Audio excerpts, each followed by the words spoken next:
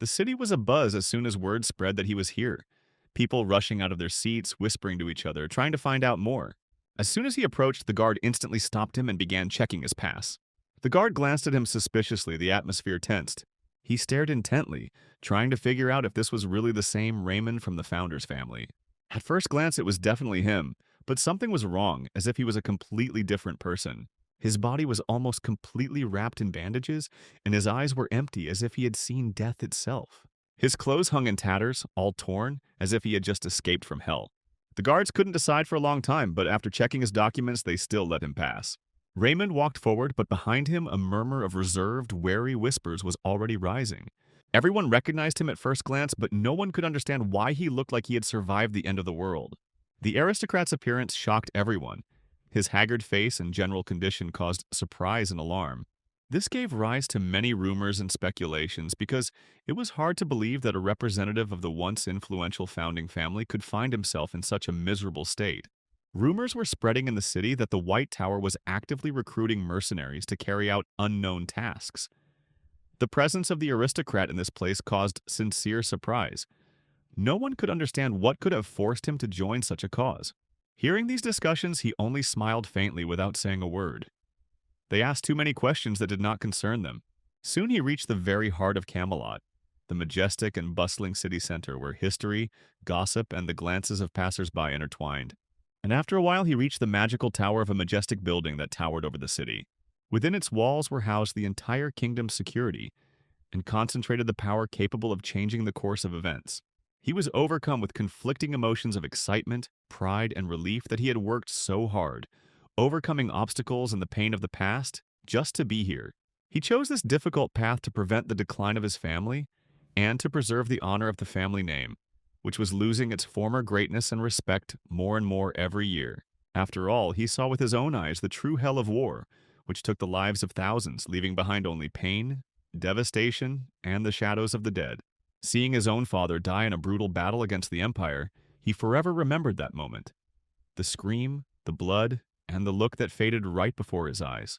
Together with their mother, they had to hastily flee their native castle, leaving behind the ruins of their former life, luxury, and memories that would never return. But unfortunately, his mother was captured by cruel robbers, and so the little boy had to flee on his own, saving his life. All he had left from his parents was his mother's silver ring, tarnished by time, but dear to his heart. And all his dreams and plans often seemed unattainable and ghostly to him, like a fragile echo that could dissipate at any moment. After all, literally immediately after entering the academy, he was unexpectedly expelled, and this was a heavy blow for him. He was already a few steps from the entrance to the Magic Tower, literally just a few steps away from crossing the threshold that could change his fate forever. He received 3 bad grades, an incident that had occurred for the first time in the history of the academy, and this immediately raised doubts about his future. He could only recall all the combat theory he had studied, every move, every tactical piece of advice he had once learned, but for the next stage of the fight he no longer had the strength, the time, or even the slightest chance to prepare. It would be difficult for him to withstand the judgment of the mana, so he was advised to consider another professional path. These words deeply wounded him. His judgment of the living was his most vulnerable spot, so such criticism struck straight to the heart. Because his living mana was naturally thin and weak, he could not take in large amounts of energy, which limited his capabilities. But he couldn't release mana in unlimited quantities either. It was the most severe punishment a true mage could suffer. But he was incredibly lucky. Thanks to his experience as a mercenary, he was able to make it to the second round, overcoming all the difficulties on the way. However, he was still considered a third-rate wizard, and he would have a long time to prove his true power. Suddenly, his thoughts were interrupted by the sharp creak of the door, which had suddenly opened. One of the head guards came out of the door and announced that today's registration for temporary work was already complete. All the mercenaries who came to this place today were extremely indignant. They had waited for half a day, some even much longer, and now their hopes were in jeopardy. They were completely confused and in despair did not understand where to go now and what steps to take, because all their expectations and plans were suddenly under threat. Suddenly, one of them accidentally mentioned a museum that was temporarily inviting magicians to its premises. This caused a slight surge of hope among those present, because this could be a new chance and an opportunity to change their fate. But out of pride, no one wanted to go there because the museum only hired cleaners from the first round, and it seemed humiliating to them. For each of them, it was a deep humiliation and a real shame that was difficult to accept. The idea of working in such a position caused them despair and contempt for their own dignity. However, Raymond no longer had any choice. He was forced to accept even the lowest role. He sighed heavily, overcome with doubt and uncertainty, not knowing which path to choose and what to do next in this difficult situation. Suddenly, he reached into his pocket and took out a small bag. There was one gold coin in the bag, like a reminder that even for this small part-time job, he was ready to fight and not give up. He was aware of his difficult situation and therefore dared to go to the Great Louvre Museum, a place that demanded more than he could give at that moment. But after some time, he was already being instructed on how to work at the museum, introducing him to the rules and responsibilities he was supposed to fulfill. This museum was the largest and most famous in the entire kingdom, a true pearl that preserved priceless artifacts and secrets of the past. This week, aristocrats were to move into the museum, so all the rooms needed to be brought to perfect cleanliness and shine to make the right impression on them. Raymond didn't like this job very much. It humiliated his pride and didn't meet his ambitions, but he simply had no choice. They were also warned to control their magical power while cleaning, as any damage or breakage would be considered their responsibility. They were warned that every decision, every step, every slightest impact on the exhibits was not just a game or a demonstration, but a real responsibility. They had to be ready to take full responsibility for any consequences of their work, because even the smallest mistake could lead to unpredictable and catastrophic consequences. However, despite this, Raymond immediately felt a deep inner doubt. Something was wrong with this situation. His attentive gaze noticed that some of the exhibits looked artificial, as if they had been faked or designed to create the illusion of authenticity. This made him think perhaps he was over-dramatizing the events, giving them excessive weight, while in reality it was just a facade, a game behind which something more mundane was hidden. Confused and intrigued at the same time, Raymond began to look around carefully. His eyes, step by step, explored every corner of the museum, every exhibit, every little thing that could reveal the secrets of this place. It was as if he was looking for invisible threads that could lead him to the truth, to solve the mysteries that lay behind these walls. His mind and heart worked in unison, trying to catch any hints that could shed light on the situation. Suddenly, his attention was drawn to a door that was dramatically different from all the others around it. It had a different texture, color, and even a different sound as he approached. It seemed mysterious, as if it hid something extremely important and dangerous behind it, something that could change everything he knew up to that point. He began to examine the door closely, trying to remember if this place was familiar to him. The feeling of familiarity was strong, as if he had been here before or seen something like it in the past. The memory was vague but vivid enough to make his heart beat faster and his mind search for answers. Behind the door opened the Hall of Fantastic Creatures, a special place that seemed to be made of dreams and legends. There were amazing exhibits here that told the story of incomprehensible creatures that once inhabited this world or could exist in parallel dimensions. It was a space where fantasy and reality intertwined, revealing secrets that captured the imagination of everyone who stepped here. This place seemed to him unusually familiar for a reason. He had seen similar creatures in a past life, perhaps even encountered them face to face. These ancient memories awakened deep emotions in him, a mixture of admiration, fear, and a mysterious nostalgia that touched the most secret strings of the soul. Suddenly, he felt a strange rustling in his pocket that seemed unnatural to him. It was a faint but insistent sound, as if something invisible was stirring and trying to get his attention. His body tensed, and his mind focused on this unexpected signal. With each passing second, the rustling grew louder and more insistent, like the voice of a shadow calling him into the depths of mystery. The sound seemed to warn of approaching danger or a hidden power lurking nearby. In his pocket lay a ring, a special artifact, a gift from his mother that held immense meaning for him. He had never before felt the ring react in any way to the world around him, so now this strange vibration caused him deep surprise and anxiety. Carefully removing the ring, he began to examine it closely, trying to unravel the nature of this phenomenon. He looked for patterns, symbols, or hidden inscriptions that could explain the strange vibrations and open up new horizons of understanding before him. Staring at the ring with all his vigilance, Raymond tried to penetrate the essence of the mystery hidden behind this simple yet mysterious object. His thoughts wandered between doubt and faith, between fear and hope. As soon as he focused on the ring, he felt a powerful, invisible pull that seemed to pull him into the hall of fantastic creatures. This was no coincidence. The ring seemed to call him, to lure him to itself, hiding within itself an ancient secret that was waiting for its seeker, for someone who could reveal it. This place attracted him, fascinated him, and beckoned him, though he could not yet explain why he was so irresistibly drawn to it. The feeling was both exciting and unsettling, as if he were standing on the threshold of a great discovery that could change his life forever. His feet, as if they had a will of their own, began to move forward step by step, as if guided by an invisible force. He could not stop this movement, and each step took him further away from the familiar and closer to the unknown. It was as if the very fate that had woven his path was pulling him towards this hall, leading him to where he was meant to be, even if he didn't realize it yet. Fear and doubt tried to hold him back, but faith and an inner voice were stronger. When he stepped into the room, a huge statue immediately caught his eye. A large dragon made of bones, silently gazing out into space, reminiscent of ancient legends and the forgotten, powerful force that once reigned here. With each step towards the statue, the vibration in the ring intensified, as if it was responding to the presence of this symbol and trying to reveal even more secrets. Raymond could not understand what the ring was trying to tell him, so he silently turned to his mother in his thoughts, seeking her help and support in this mysterious and dangerous situation. Closing his eyes, he was filled with hope and faith that she would be able to guide him through this darkness of the unknown, show him the right path, and give him the strength to accept the test. And now, before his closed eyes, that very day from childhood came to life, when they stood together near this dragon, and memories returned with incredible clarity. Children's laughter, his mother's stories, her warm words that remained in his heart for the rest of his life.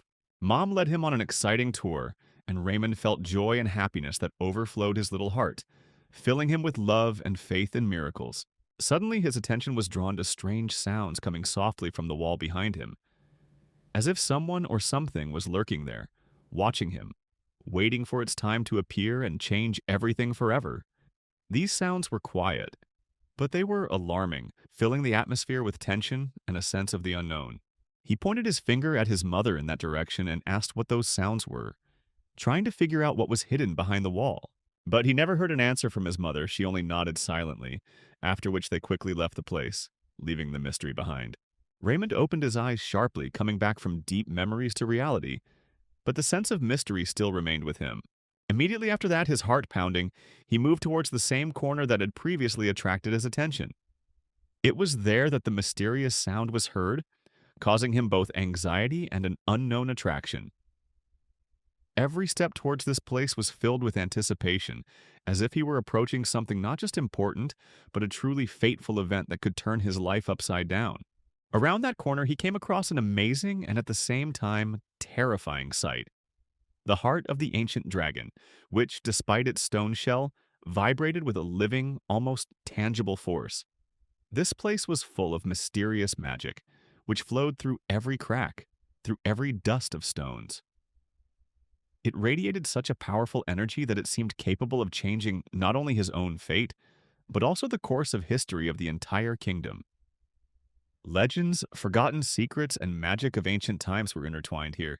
Suddenly, the ring he held in his hands began to vibrate wildly, as if responding to the proximity of this source of powerful power.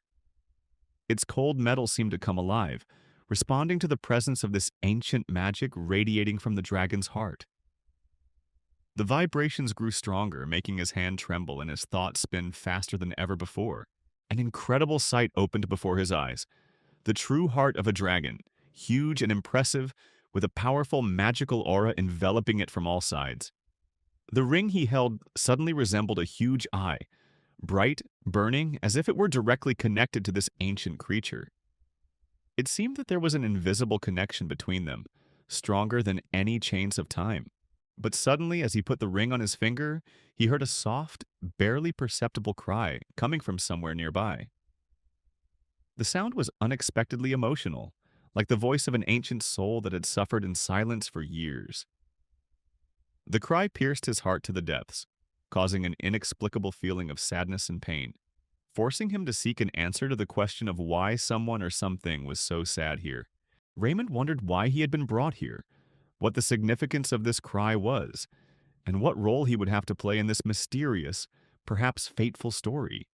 His mind tried to grasp at any thread that might unravel the mystery, but the answers remained hidden behind a veil of obscurity. Suddenly, the ring's vibration abruptly died away, leaving behind a deep, weighty silence that seemed even heavier than the sounds themselves. This silence was like an oath, like a signal of the completion of a certain cycle, as if some invisible force had finished its mysterious message, and now the moment had come when everything depended on its decision. Unexpectedly, the ring trembled again, but much more strongly. The vibration spread around, penetrating the air, the earth, and everything around, causing every leaf, every stone to tremble, and even the air itself seemed saturated with invisible energy. This magical resonance put all living things around on their ears, as if the dragon's very heart had awakened after a long sleep.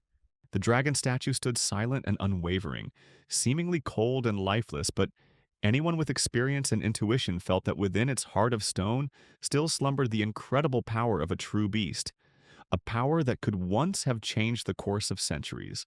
Raymond froze, feeling the faint vibrations that permeated the air and the earth, as if nature itself were speaking to him through this ancient artifact. His mind struggled to find a rational explanation, but his body and soul felt much more, something that was difficult to describe in words. He thought that perhaps he was just fooling himself, trying to find logic in what he was feeling. His mind refused to accept what his instincts suggested because it seemed too fantastical to him, like something out of a fairy tale. He tried to calm himself down, telling himself that it was all just a play on his imagination and that reality couldn't be that extraordinary. But the sensations still wouldn't let go, and his soul yearned to believe in what was happening. Suddenly, the ring began to fill with power, as if struck by lightning. A bright light shone from within, pulsing with living energy that spread around it, as if ancient magic was awakening after millennia of slumber. The heart and the eye, two symbols that had previously existed separately, finally merged into one, forming a strong bond between the soul and visual perception. This union opened up access to the third eye, a source of truth hidden from the gaze of ordinary mortals. A huge dragon suddenly burst out from the middle of the ring, its wings spread with incredible power, and its body was enveloped in blazing flames that seemed to be a living element. The fire danced around it, creating an aura of power that took the breath away and made the heart beat faster. The dragon spoke in a deep, powerful voice that echoed in every corner of the room, as if magic itself were speaking through him. He announced that Raymond would be the first brick in the foundation of a new mythology, the beginning of a great legend that would change the world forever. His path would be difficult, but the world would not forget this story. It was a sign of the beginning of a new era, and Raymond could no longer go back. And the dragon gave Raymond a second chance, a unique opportunity to right past wrongs and become a defender of magic that would bring a bright new era. And at that moment, he realized the mechanism that governed this world had broken down, and the long-awaited fate had finally arrived, opening a new era of change and opportunity. Suddenly, Raymond began to distinguish a familiar voice, which seemed to come from afar, but at the same time was loud and close, like the voice he had been looking for a long time and which could change everything. Before he could realize where he was, Raymond suddenly felt a sharp blow to the head. He was hit by a heavy book, forcing him to come to his senses in a moment of surprise. After the impact, he jumped to his feet sharply, his heart pounding with surprise and his mind unable to comprehend what exactly had happened and where he had ended up. But in front of him stood the professor, who noted with a smile that Raymond's grades were good, but sleeping in class was too much. But Raymond was completely confused. He couldn't understand what was happening or where he was at all. Suddenly, a familiar trait flashed in the man, and Raymond remembered Professor Hubert, the same mentor who had repeatedly tried to keep him on the right path. But something else was clearly stored in his memory. Professor Hubert had long since died, and this meeting seemed impossible, as if he were seeing a ghost from the past. He looked around nervously, trying to figure out where he was, and peered intently into the faces of the students, searching for some clue or familiar sign in this unfamiliar crowd. He couldn't believe his eyes. Everything around him seemed both familiar and strange, as if reality had mixed with illusion, leaving him in complete amazement. He continued to look around. All around him, his friends, comrades, and even those who had once mocked him were here, as if time had turned back, and the past came to life around him in one space. Jumping sharply to his feet, he began to carefully examine himself, trying to figure out whether this was his real body or whether he had found himself in some strange illusion or dream. After that, he nervously ran his hands over his face, trying to make sure of the reality of what he was feeling and find at least some certainty in this chaos of incomprehensible events. A shiver suddenly ran through his body and cold sweat began to appear on his skin. Nervous tension gripped him completely, leaving him no peace. After all, it finally dawned on him. He found himself in the past in a world where time had turned back, and all his memories had come to life with new force. The sun was shining brightly outside, and a quiet calm reigned around him. These familiar walls surrounding him filled his heart with warmth and awakened long-forgotten memories. The same students, the same windows, the same professor. Everything around seemed extremely familiar, as if he had returned in time to his own past. But Raymond still couldn't believe that he was really in the past. His mind refused to accept this incredible reality, and his heart beat with uncertainty and doubt. After that, he slowly turned around and froze, looking straight at the professor, trying to read in his eyes at least some answer to his numerous questions. But the professor just sighed and said that this was not the Raymond he knew at all, so he decided to punish him to get him back on the right path. After these words, the professor pointed sternly at the door and kicked him out of the office, leaving Raymond alone with his confusion and doubts. After that, he took his first steps forward, overcome with mixed feelings of admiration and incomprehension, because he still found it hard to believe that this was real time travel. What kind of magic this could be and how this phenomenon could even be explained or named remained a mystery that tormented his mind and gave him no peace. But the dragon's words would not leave his head, repeating themselves over and over again like a mysterious mantra calling him to fulfill his great destiny. The image of the dragon never left his thoughts, causing a mixed feeling of surprise and anxiety because he could never understand what was really happening. But one thing was clear, this was his second chance at a full life, an opportunity to change everything and write a new story of his destiny. Perhaps this time he will be able to do everything right, correct the mistakes of the past, or at least change something important for the better. He felt that this was most likely a second chance, a gift from his mother who invisibly supported him even from afar, leading him through trials and darkness. But suddenly, from the depths of his thoughts, the professor's voice broke him, calling him back to reality, forcing him to distract himself from his own thoughts. It was strange to him that Russell had fallen asleep earlier. This had never happened before, and it made him a little surprised and worried. But the professor would not hear anything, insisting on talking alone, and ordered Russell to come to his office during lunch. The professor added that he would be waiting for him, and emphasized that the conversation was very important, so Russell should not miss this meeting. Russell was filled with a strange feeling that it had been a long time since he had found himself in such situations, and although it caused him a slight anxiety, at the same time it could not be said that he did not like it.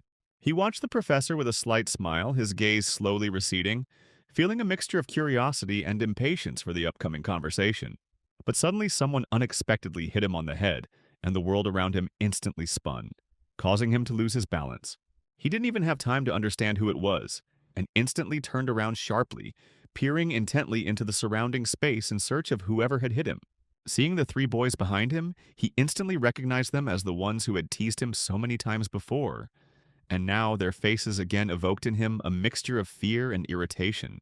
One of them began to call him names rudely and then raised his hand angrily as if preparing to strike another blow. But another of the boys held his hand, stopping the attack, preventing him from striking, and thereby defused the tense situation for a moment.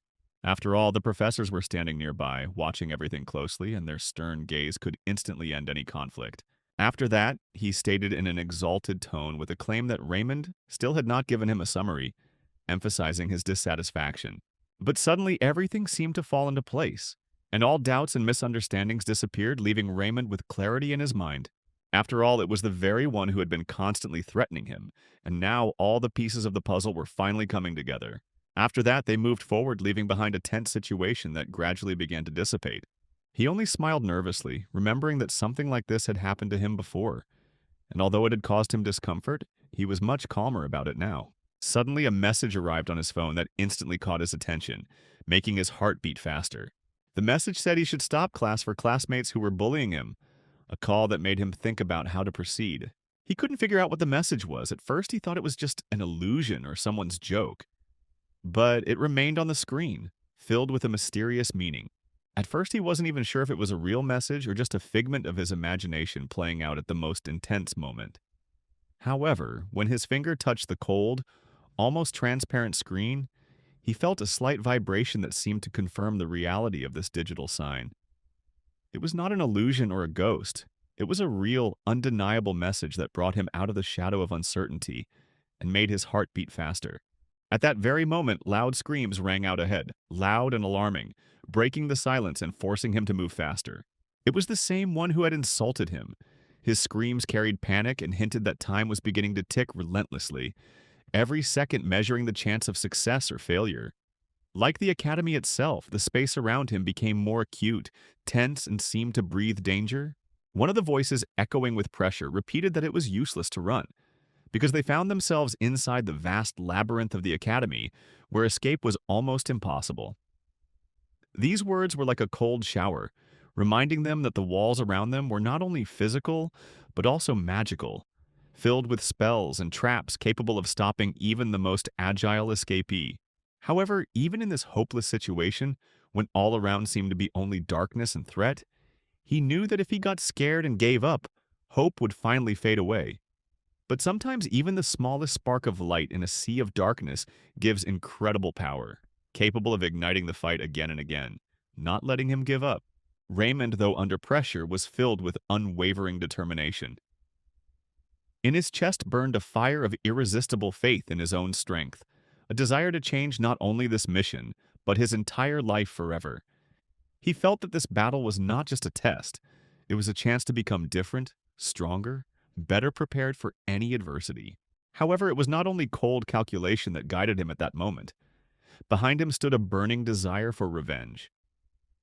Revenge for all those insults and humiliations that had long settled deep in his heart, that had poisoned his soul for years, intensified his pain, and made him more determined in his desire to prove his worth to everyone. His determination was as strong as a brick.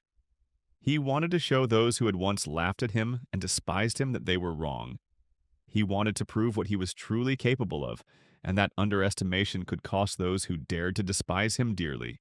After all, after several years of living among real dangers, with monsters, murderers, and deadly traps, Raymond had learned to distinguish childish pranks from real threats. What now seems difficult was just a game, entertainment, compared to the burning desire for blood and death that he felt on the real battlefield. He knew that all those childhood abuses he had endured within the walls of the academy were mere trifles, shadows compared to the horror and cruelty that lay ahead. And even in that moment, he did not allow himself to forget how much stronger he had become through those trials. These boys who despised and insulted him only wanted to play, to use him as a means of their own self-expression and demonstration of strength, not realizing that in reality they were faced with a man who had gone through fire and water and whose spirit could not be broken. But suddenly one of them shouted sharply, seeking to attract attention and challenge Raymond to open conflict. His voice was sharp and provocative, as if he were calling for a duel, leaving no room for fear or doubt. In response to these rude, impudent words, Raymond did not hold back. He responded with no less impudence and determination, ready to defend his dignity at any cost, not allowing anyone to humiliate him. He slowly, confidently began to move forward, his steps sounding confident and determined. But one of them began to attack him. Raymond resolutely approached one of them, not hiding his challenge. His eyes were burning with inner fire and his body was ready for any development of events. He was not going to back down. Without wasting a second, he decided to act first without waiting for the opponent to make the first move. This was his moment. The moment when the initiative was on his side. His aimed blow flew past, missing its target. But that was just the beginning. He was sending a signal that he was ready to fight, and that his every move was calculated and dangerous. The blow was incredibly strong. After gathering himself for a few seconds, Raymond sharply hit his opponent in the stomach, causing pain that forced him to lower his head and lose his balance. Suddenly, the opponent fainted and fell to the ground, losing consciousness from the unexpected and strong blow. The second boy in the group was stunned and confused by what he saw. It had all happened so quickly and unexpectedly that he didn't even have time to process what had happened. He burst into a scream, filled with rage and a desire for revenge, shouting loudly at Raymond, ready to rush into action to restore his own honor and prove who was the real boss. He didn't even have time to blink an eye when he received a powerful blow directly to the face. A blow that exploded with force and threw him back.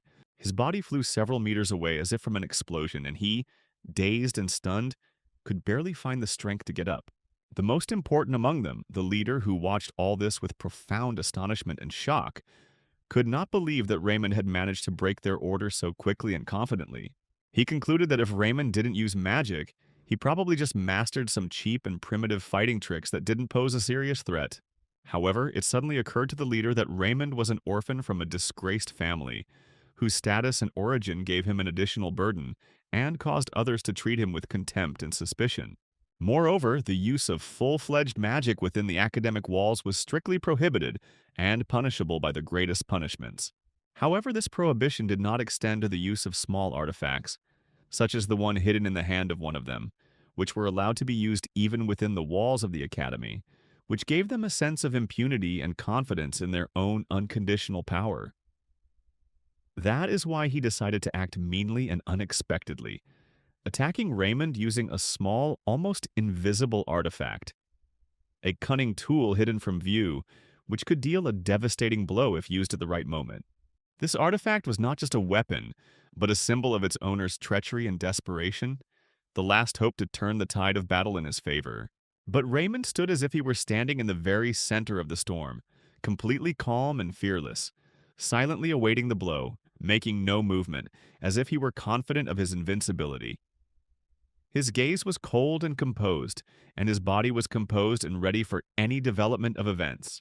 When the fist of his opponent, filled with malice and hatred, finally approached, Raymond easily, almost with a feeling of slight discomfort, stopped it, as if it were a child's toy and not a weapon of death.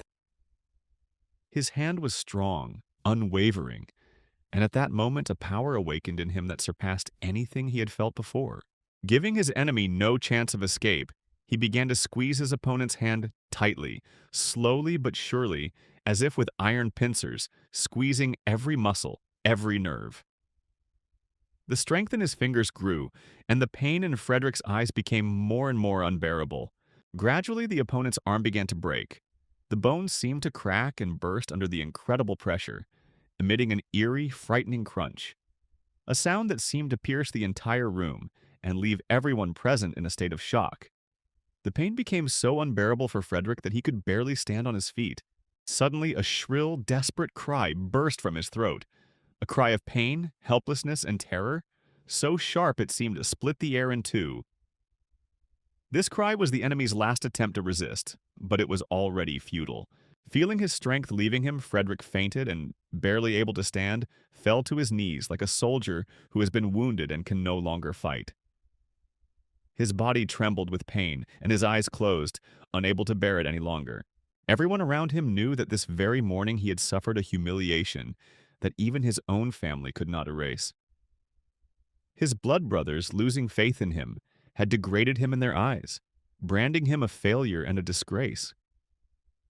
The family that should have been his support had turned away, considering him weak and unworthy. After all, in this world, if your opponent is strong, he behaves with respect, tact, and caution. If he is weak, he resorts to insults, humiliation, and contempt, trying to intimidate and break your spirit. And that is exactly how Frederick behaved. Lacking strength, he chose the path of humiliation. Raymond couldn't allow a loser like Frederick to dare insult his own family, the people he loved and valued above all else. It was a line he wasn't willing to cross, even in the most difficult of times. He especially wouldn't allow him to mention his mother in a derogatory tone. After all, her image was sacred to him, a source of strength and inspiration that sustained him in his darkest moments. Suddenly, Raymond's expression changed dramatically. The cold calm gave way to tense, heavy breathing. His body seemed to be filled with discomfort that pressed from within, warning him of the overwhelming threat emanating from this encounter. He felt that something incredibly serious and dangerous was coming from him, something that could change the course of events. Seized by cold fear, Frederick began to beg Raymond to stop, asking for mercy, but not just with words. He wanted to be heard, to understand every word, every thought. He lacked not only strength, but also respect, so he tried to awaken sympathy in Raymond, to evoke at least the slightest understanding that could save him from final collapse. But Raymond would not listen to anyone. He rejected all words and pleas, and without hesitation he tore through the three of them, like a storm that sweeps away everything in its path. It was not just an escape. It was an act of liberation from the burdens of the past that still suffocated him. After all, during his entire time at the academy, he had been mercilessly mocked, humiliated, and despised. Raymond pushed them away, ignoring their words, and simply walked away without looking back. He felt that he was walking from pain, humiliation, and fear to freedom, although he did not know what awaited him. After walking a few meters, he sat down wordlessly by one of the large logs, feeling all his emotions and experiences rushing in at once. He bowed his head as if he wanted to hide from the whole world and gather his strength a little, but doubts haunted him. He began to worry whether he had gone too far in his punishment of those who had wronged him. Had he become like those he had feared and hated for so long? He sighed heavily, feeling as if he had lifted a huge burden from his shoulders, but at the same time, understanding that this was only the beginning of a long and difficult journey. There were many more battles ahead, both external and internal. Suddenly, the same bright screen with a message appeared before his eyes again. A reward that reminded him that every sacrifice and every effort has its price and its recognition. A small red pebble suddenly flew out of the screen, shimmering and burning like a small flame, holding within itself immense power and mystery. It glowed as if alive, pulsating and beckoning. This award was a natural result of his hard work on the mission, a small but significant sign that he was moving in the right direction and that more challenges and discoveries lay ahead. He couldn't believe that he would be forced to eat this stone, so small, yet with such mysterious and possibly dangerous significance. It was so unexpected that doubts and fears instantly filled his mind. Raymond wasn't sure if the stone was actually edible or if it was just some kind of illusion, a magical symbol, or a test meant for only the bravest. Thoughts raced through his mind. What if it was a trap? What if it was a test beyond his abilities? Not only did he have to simply swallow this stone, he also had to do it whole, without any bites or breaks, which added to the moment of tension and raised the stakes. Although doubts did not leave him, Raymond quickly made a decision. He could not let fear take over. If this stone was really going to affect his magical power, he had to take the risk and accept this test. After all, most likely, it was this stone that could become the key to a breakthrough, the very source that would help him discover new horizons of his power and strength and make him a true magician.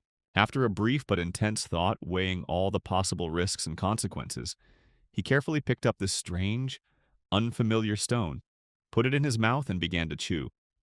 It was cold, but it felt alive, as if it were breathing, a quiet, barely noticeable pulsation that pierced his fingers and seemed to charge him with energy.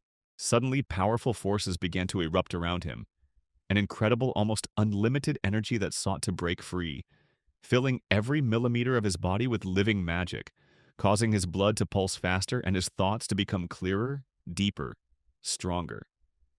It was mana, the very essence of magic, which literally burst forth, swirling and pulsing in the air, permeated with an amazing energy that permeated the space around. At first, this force was concentrated in one center, almost invisible to the eye, gradually increasing its power like a mighty volcano about to awaken. Then energy began to pulse and rage within his body, spreading through every fiber, permeating every inch of his being. He felt powerful forces enveloping him, like a wave sweeping away everything in its path, spreading a radiant circle of pure energy around him, shimmering with all the colors of the spectrum. His body was slowly enveloped by a mysterious living force that, like fire, ignited from within, filling him with new life and immense inner power. It flowed through his veins in a hot stream, pulsing in unison with every heartbeat, penetrating his muscles into the smallest cells, filling every corner of his body with an unknown but extraordinary power. However, over time, this frantic flow of energy began to calm down. The pulsations subsided, and the body, as if awakened to a new life, became accustomed to this unknown force, which now seemed to be an integral part of it. Raymond realized that if he could maintain and develop this state, he would not only strengthen his mana veins, the energy channels through which magical power flows, but also greatly expand them, increasing the potential of his own magic. And it was this that opened up the opportunity for him to stop the destruction of his people. avert the catastrophe looming over the world, and avoid a large-scale war that could destroy all life. His expulsion from college was a real blow to his soul. Not just painful and unexpected, but also deeply humiliating, like a devastating sentence that shattered all his dreams and hopes to pieces. It was like a sudden interruption of all the paths leading forward, as if the world around him had instantly turned pale, and the future that had once seemed bright and promising suddenly turned into a dark abyss in which there was no support left. Every breath of air at that moment seemed like a burden, every thought a painful wound. He felt that this was not just a defeat, but a bitter humiliation that would leave a mark on his soul forever. So he was forced to descend to the lowest rung, to become a third-rate mercenary magician, forced to carry out random, often dirty and dangerous orders just to survive in this harsh world. His life turned into a series of petty battles for each day, for each coin, which was barely enough to cover the most necessary. However, even in this chaos and hopelessness, a spark pulsed deep inside his soul. A spark of unwavering will that did not allow him to finally give up. Despite all the despair and disappointment, he firmly decided no matter what, he would do everything in his power to change his own fate. He dreamed of regaining his lost dignity, of rising from the ashes, of becoming stronger, better, and wiser than he had ever been.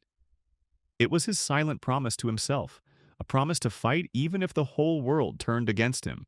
With these unwavering thoughts, he headed for the office of Professor Hubert, a man he trusted implicitly, who had once believed in him when no one else dared.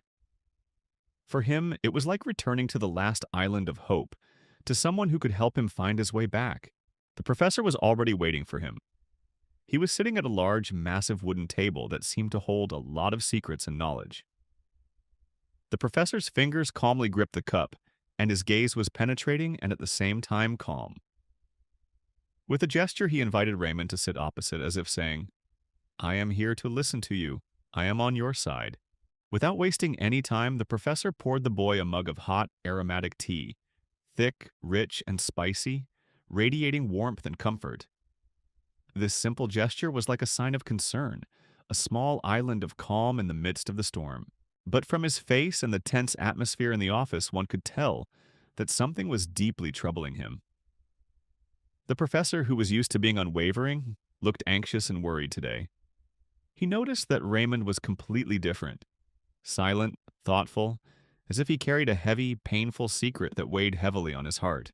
Hubert suspected that the boy was facing some difficult test, and that he was trying to hide this test even from those closest to him.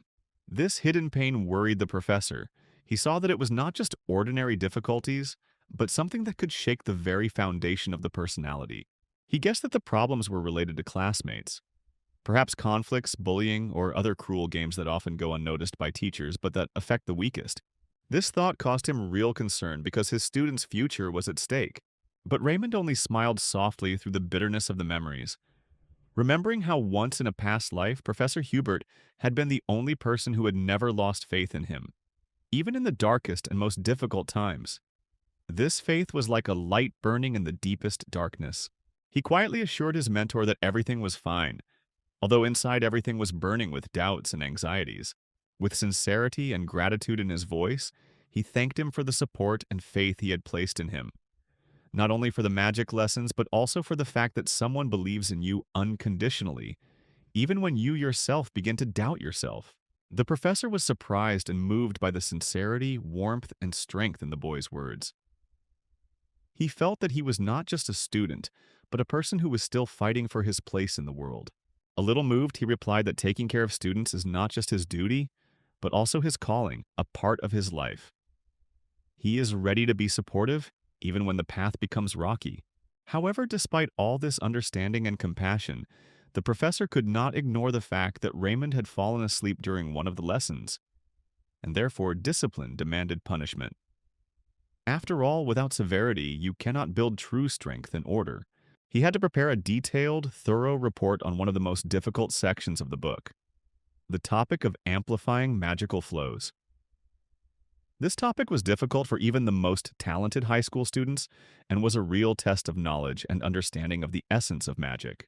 Despite the complexity of the task, Raymond had to complete it alone. without any help, indulgence, or relief. It was a challenge that would prove his strength and determination. It was at that moment that a message about a new mission suddenly appeared on the screen in front of him, both a challenge and an opportunity. It distracted him, but it also opened the door to new horizons and adventures that lay ahead. The professor, noticing this, asked if the task was too difficult, if he needed help or support. His voice was full of concern and a desire to support because he understood that now, more than ever, Raymond needed support.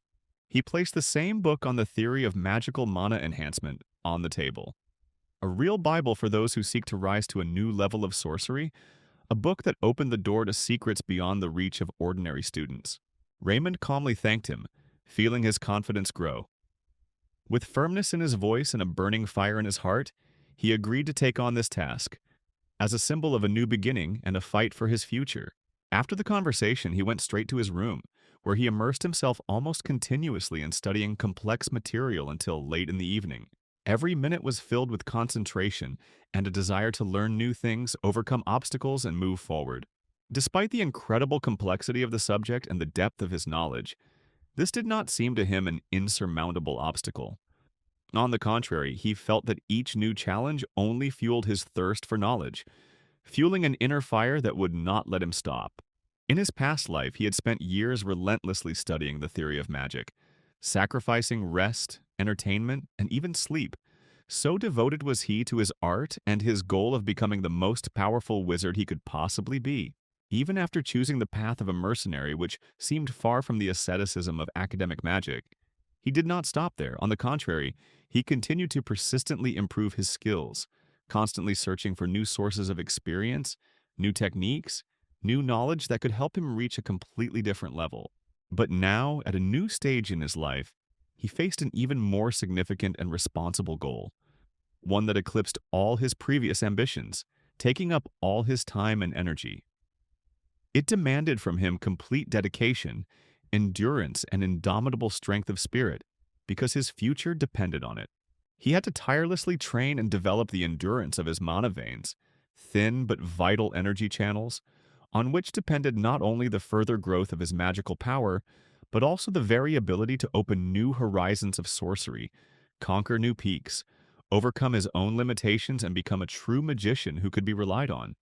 These magical vessels were an integral part of a finely tuned system of internal organs, responsible for the continuous movement of mana throughout the body, nourishing every cell with invisible but life-giving energy.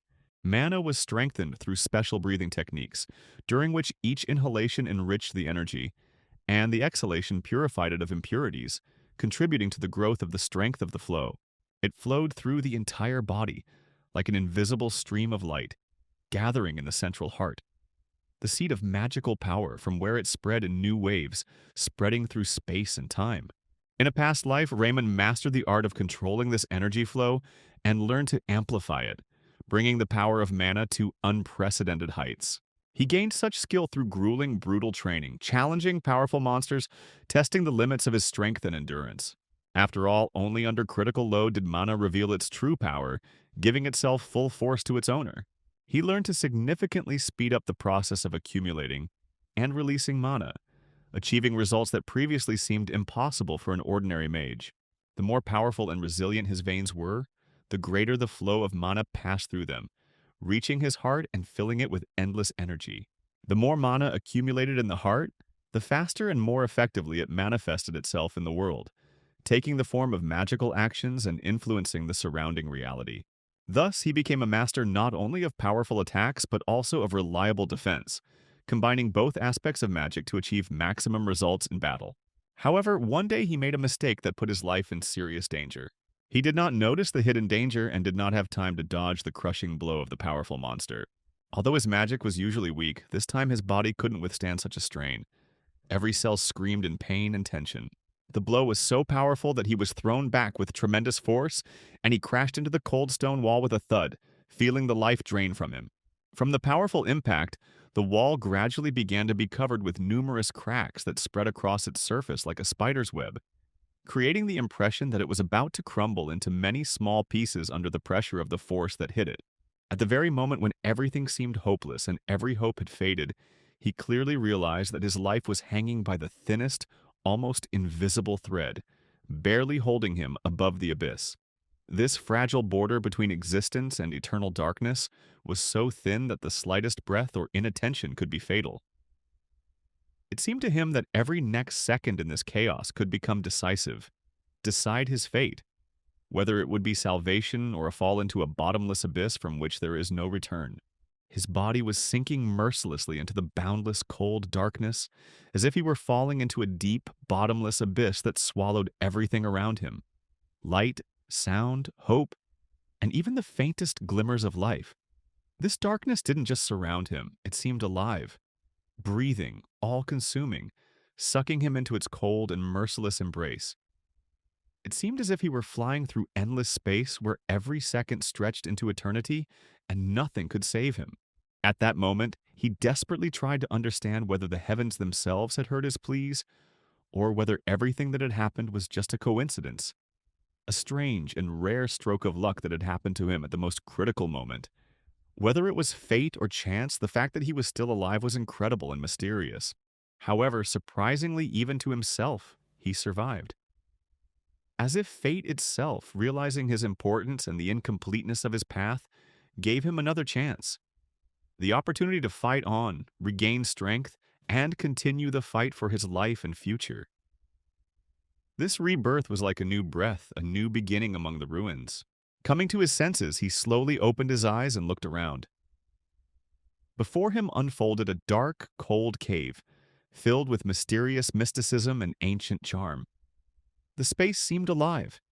Here there was a quiet echo of the past, filled with strange, almost incomprehensible sounds, echoes that reached back through the centuries as if the cave itself remembered all the secrets of this world. It was a place that seemed forgotten even by time. Ancient and mysterious, preserving a history long erased by centuries, covered in secrets and legends. Even the oldest villagers preferred not to mention it, passing down its stories as horror stories or wise parables that teach us to fear the unknown and respect the power of the ancient. It was here in the shadow of these centuries that he came across two ancient grimoires, books that had remained hidden from human eyes for years. They had been preserved from time, oblivion, and neglect, like treasures waiting for their chosen one to reveal their secrets. As soon as his fingers touched the yellowed, faded pages of these volumes, a blinding, blinding light instantly exploded around him. It filled the entire cave with pure, pulsating, magical energy that lived and breathed like a living organism. It was like the awakening of forgotten powers, ready to come to his aid. These were legendary grimoires called Through the Veins and The Sorcerer's Body, books that contained ancient knowledge, shrouded in myth and protected by the most powerful magical spells, intended only for the most worthy, powerful, and devoted sorcerers. Both volumes contained priceless secrets, knowledge and techniques that could open up incredible possibilities for the sorcerer if he could unravel their mysteries and learn to harness the powers hidden between the lines. The path to true power and limitless magical potential depended on them. The first volume detailed methods for developing the sorcerer's physical body, revealing ways to expand and strengthen the mana veins, thin but vital vessels that run through all parts of the body and transport magical energy. This opened the way to new heights of magical power and incredible endurance. The second volume revealed the mysteries of the gradual transformation of muscle tissue into magical tissue, the true art of transforming the body into a strong and flexible instrument of sorcery. Thanks to this, the body could withstand the strongest loads, possess incredible strength and speed, becoming invincible. The stronger the body became, the more reliable and powerful the mana veins became. They turned into strong magical channels that provided an uninterrupted, stable flow of energy, filling every cell and enhancing the sorcerer's magical potential to incredible levels.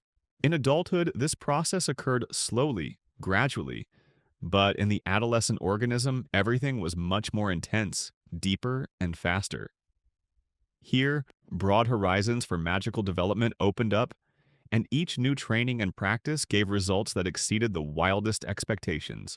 That was why in this life he was determined to put all his efforts into overcoming the natural limitations of his mana veins, not allowing weakness to become a sentence. His will was unwavering, and his desire to become stronger was absolute. After long, exhausting, and almost continuous training, the long-awaited night came, an evening that enveloped everything around with silence and tranquility, giving a feeling of inner harmony and peace. It seemed that at this time the world fell silent to give an opportunity to recover and gather strength for new achievements. His body was exhausted, every muscle aching with fatigue more than he could bear. But he continued. He trained all day long without a break, putting all his strength, all his spirit and will into every movement, relying only on endurance and an unwavering desire for the goal. Despite his incredible fatigue, he felt a deep sense of accomplishment. This was his journey, and he wasn't going to back down. Understanding the importance of balance, he made a firm decision to end the day on a high note, giving himself a well-deserved rest and time to fully recover. For each new day should be a step forward on the path to mastery and power. Suddenly, a new message caught his attention, a task that required him to run 5 kilometers using ancient magic. An unexpected but important test for his tired body, calling for new efforts and victories. He wanted to give up, to abandon everything and just stop, to feel the relief that comes with the cessation of the struggle.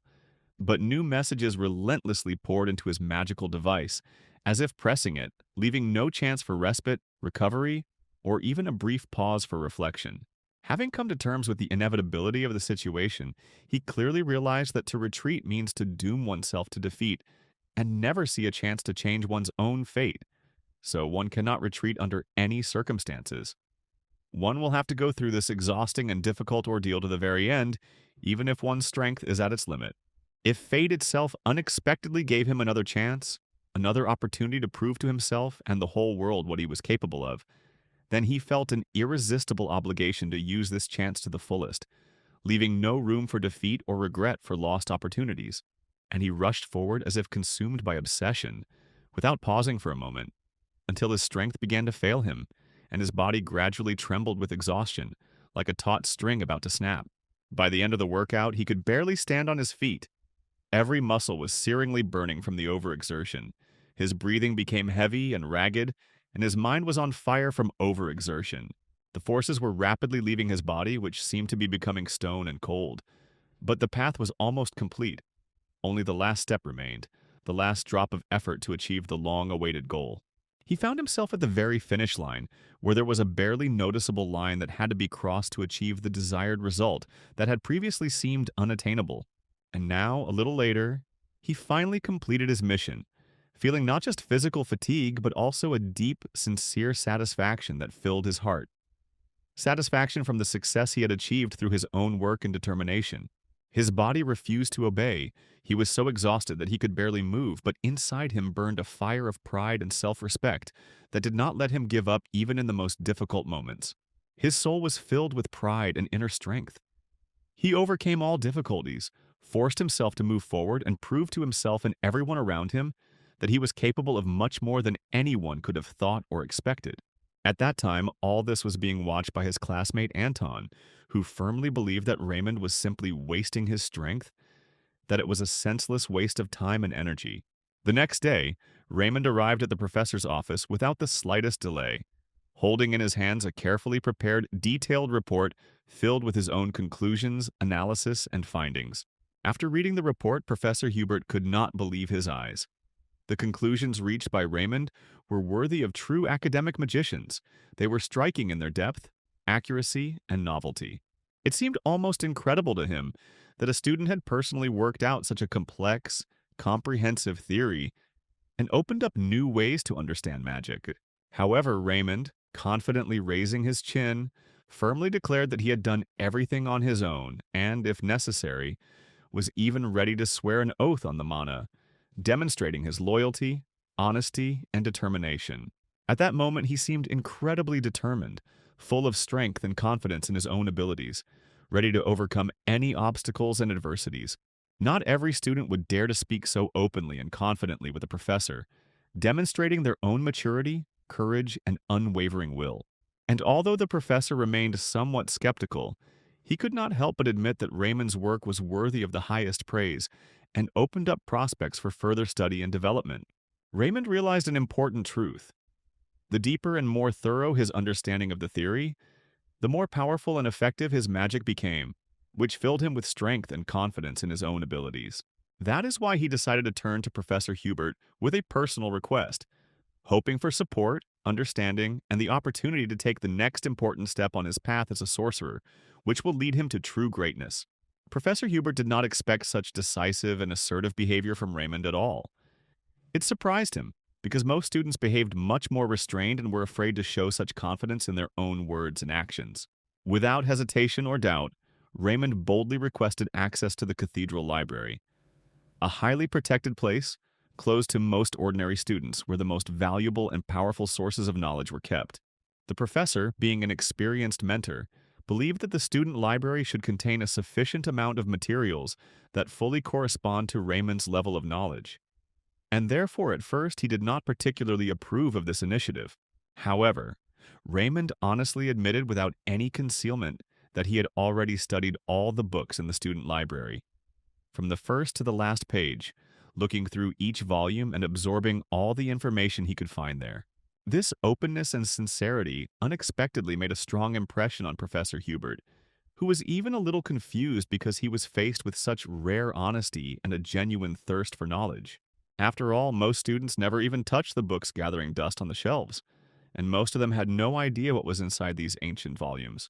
Although Raymond was telling the truth, the cathedral library remained too valuable and sacred a repository of knowledge to simply open access to anyone who wanted it, even to such diligent and talented students. So the professor decided to personally check whether Raymond really deserved the privilege of entering this secret treasury. He was faced with difficult tests that were to determine the boy's true dignity. Raymond gladly accepted this challenge and approached it with enthusiasm and confidence, not afraid of any difficulties and ready to prove his own strength, intelligence, and dignity. The professor loaded him with a series of complex theoretical tasks that could stump even the smartest and most experienced student, testing his depth of knowledge and level of preparation. However, Raymond did not lose sight of the main idea. The deeper he understood the essence of magic, the more powerful his own power and art as a sorcerer became. He was determined, no matter what the cost, he was determined to rise to the next level and overcome all obstacles. Even in the most difficult, most unbearable moments of testing, he had not the slightest right to stop or retreat. His desire to move forward had to be unwavering, despite all the difficulties, pain, and fatigue. In addition, by completing various tasks and missions, he received valuable mana stones, an indispensable resource for strengthening magic. So for him it was a double win, both practical experience and material reinforcement of strength. Suddenly his attention was drawn to a familiar voice that unexpectedly sounded nearby, abruptly interrupting his deep thoughts. It was Anton, a classmate with whom Raymond had repeatedly engaged in heated arguments, and who never hid his skepticism and distrust of the boy's abilities. Raymond looked at him warily, not understanding for what purpose Anton had suddenly appeared so close. It seemed to him that Anton had come with the intention of revenge, but he only shrugged skeptically and waved him away contemptuously. "Who would waste time taking revenge on such a pathetic magician as you?" Anton said with a hint of contempt, as if this simple fact had long since decided everything. "It will be enough to simply humiliate him to the very bottom, break his spirit, and destroy all hopes to finally deprive Raymond of the opportunity to develop and dream."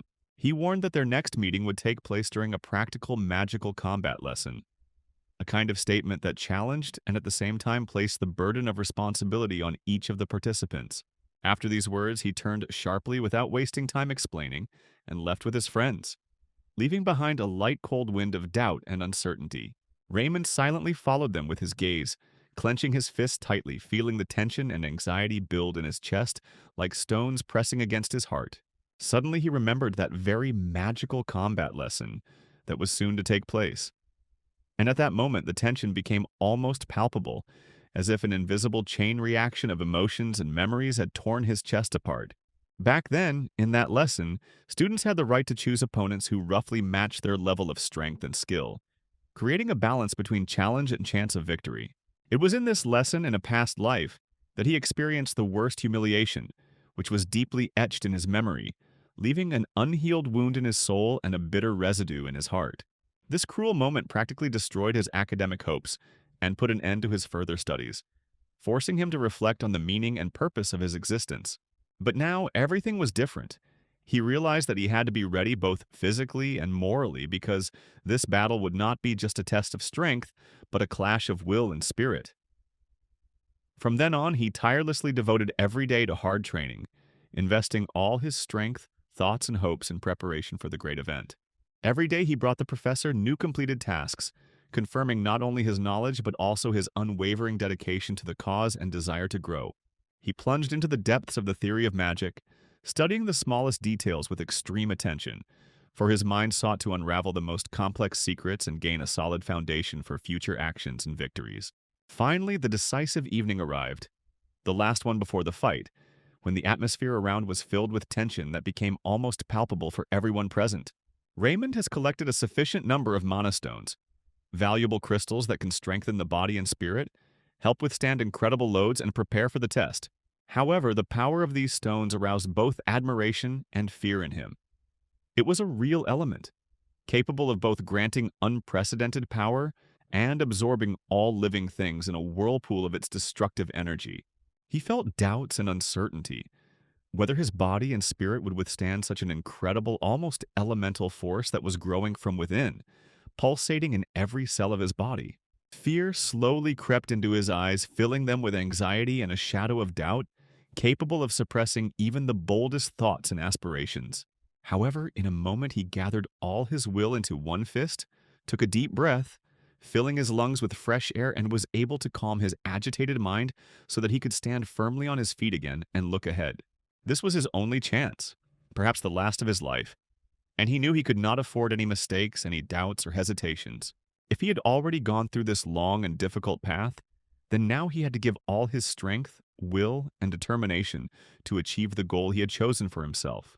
He focused and slowly absorbed them, feeling the powerful energy flow into every cell of his body, filling him with a strength he had never felt before. At that very moment, the energy accumulating inside him began to rage violently, like an explosion of a real element, breaking through all barriers and restraints.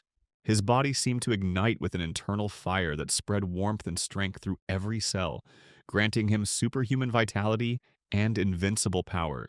But it was incredibly difficult to contain this mad flow of mana.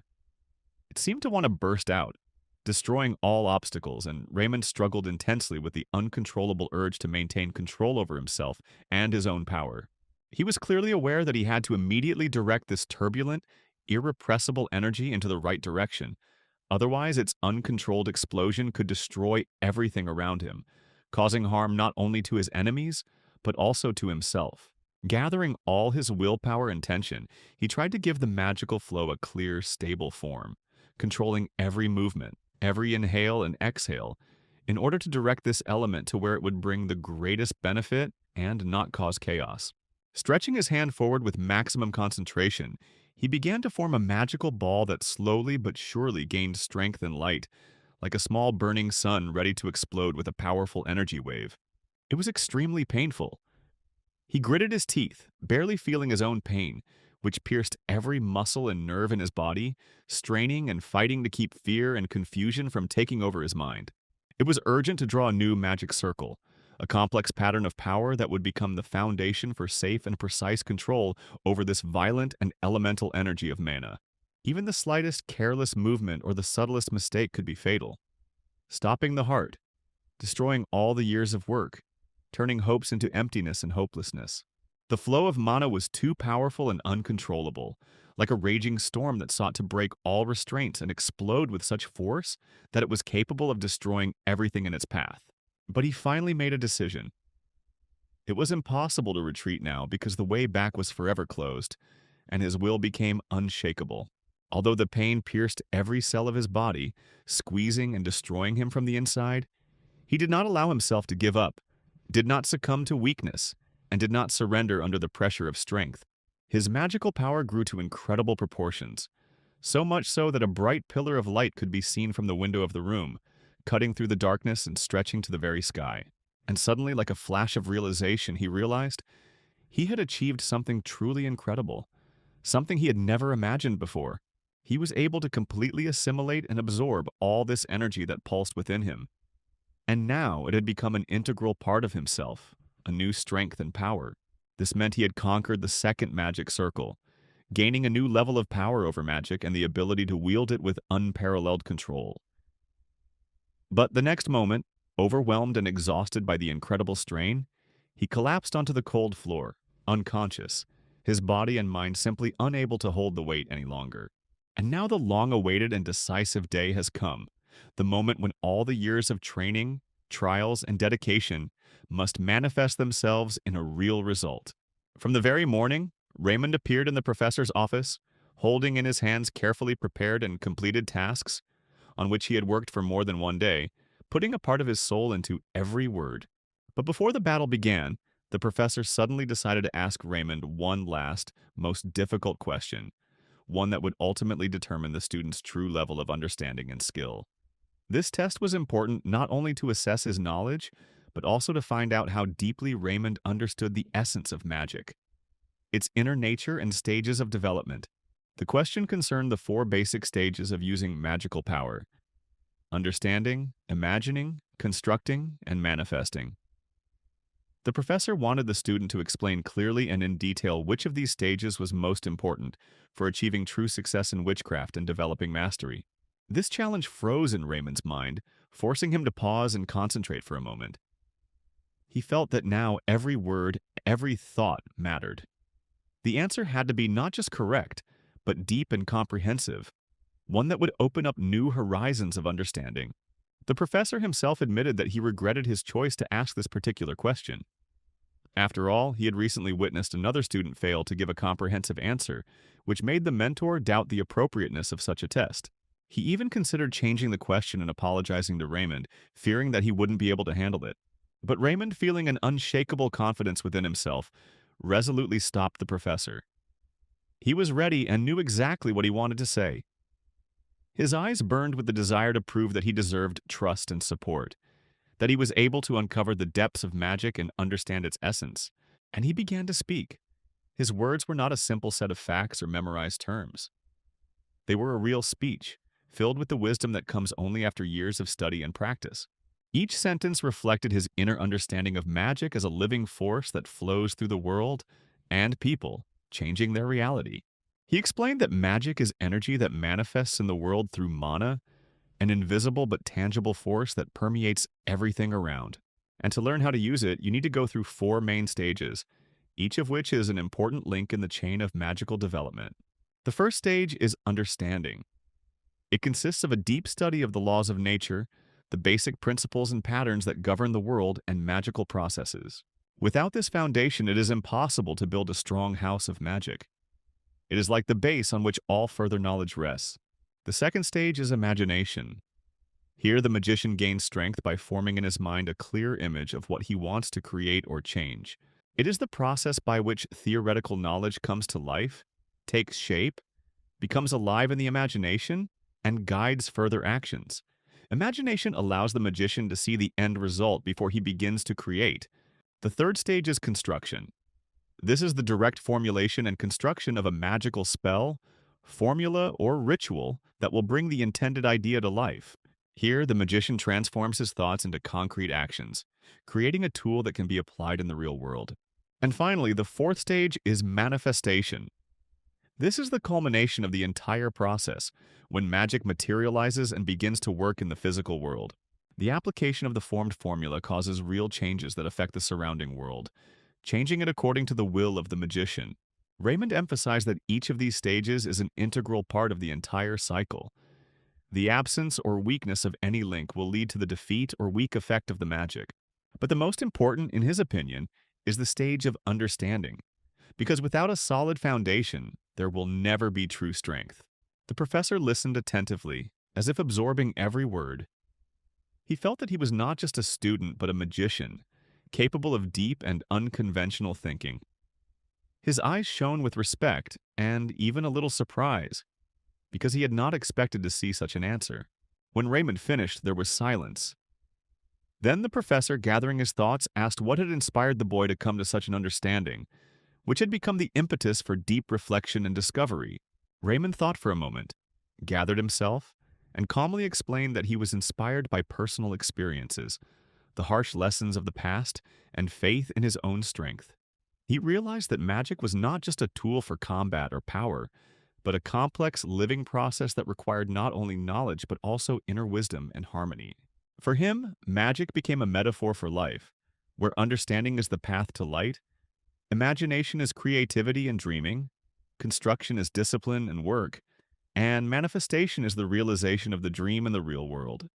And only by following this path to the end can one achieve true power and control.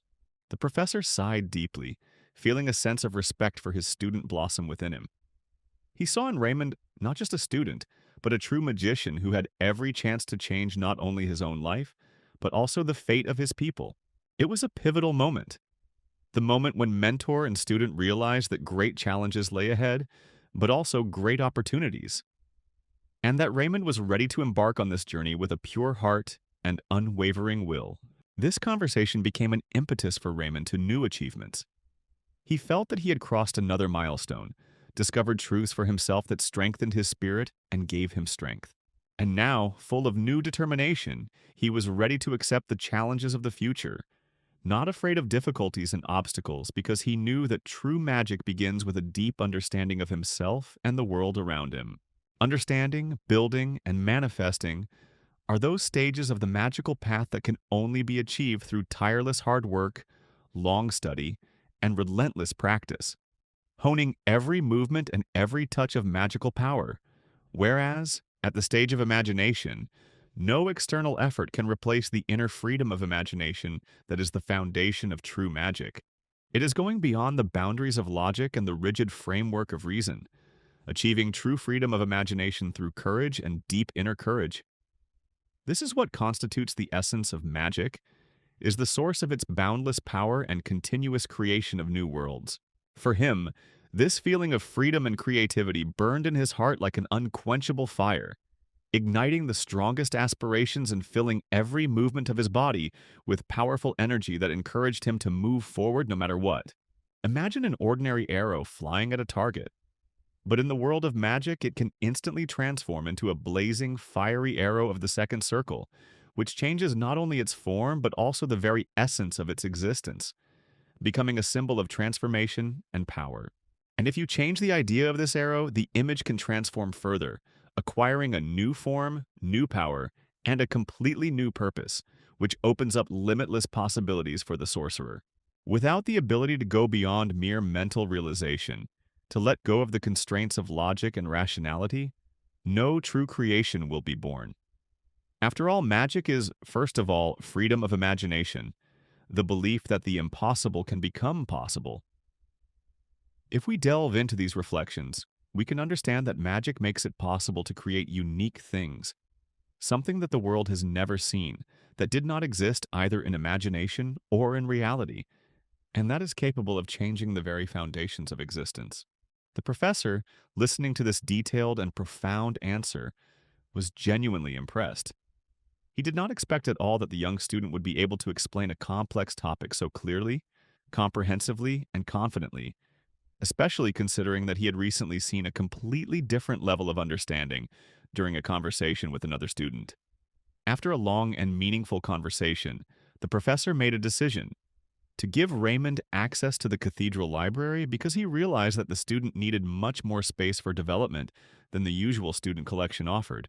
After all, the department's library is a true treasury of knowledge, inaccessible to most, where the rarest and most valuable volumes were kept, opening up boundless horizons of magical knowledge to the reader. Having received permission, Raymond wasted no time in heading to this vast library, his heart pounding with impatience and trepidation at the new discoveries that awaited him among the thousands of books. He carefully examined each shelf, looking for books that could expand his knowledge as much as possible, primarily in those areas that particularly interested him and in which he strove for excellence. As expected, the library was extremely large. Even the first floor was occupied by a spacious, bright hall with high shelves, where a special atmosphere of strength and wisdom reigned, inspiring respect and awe. It was obvious that this library was significantly different from the student library.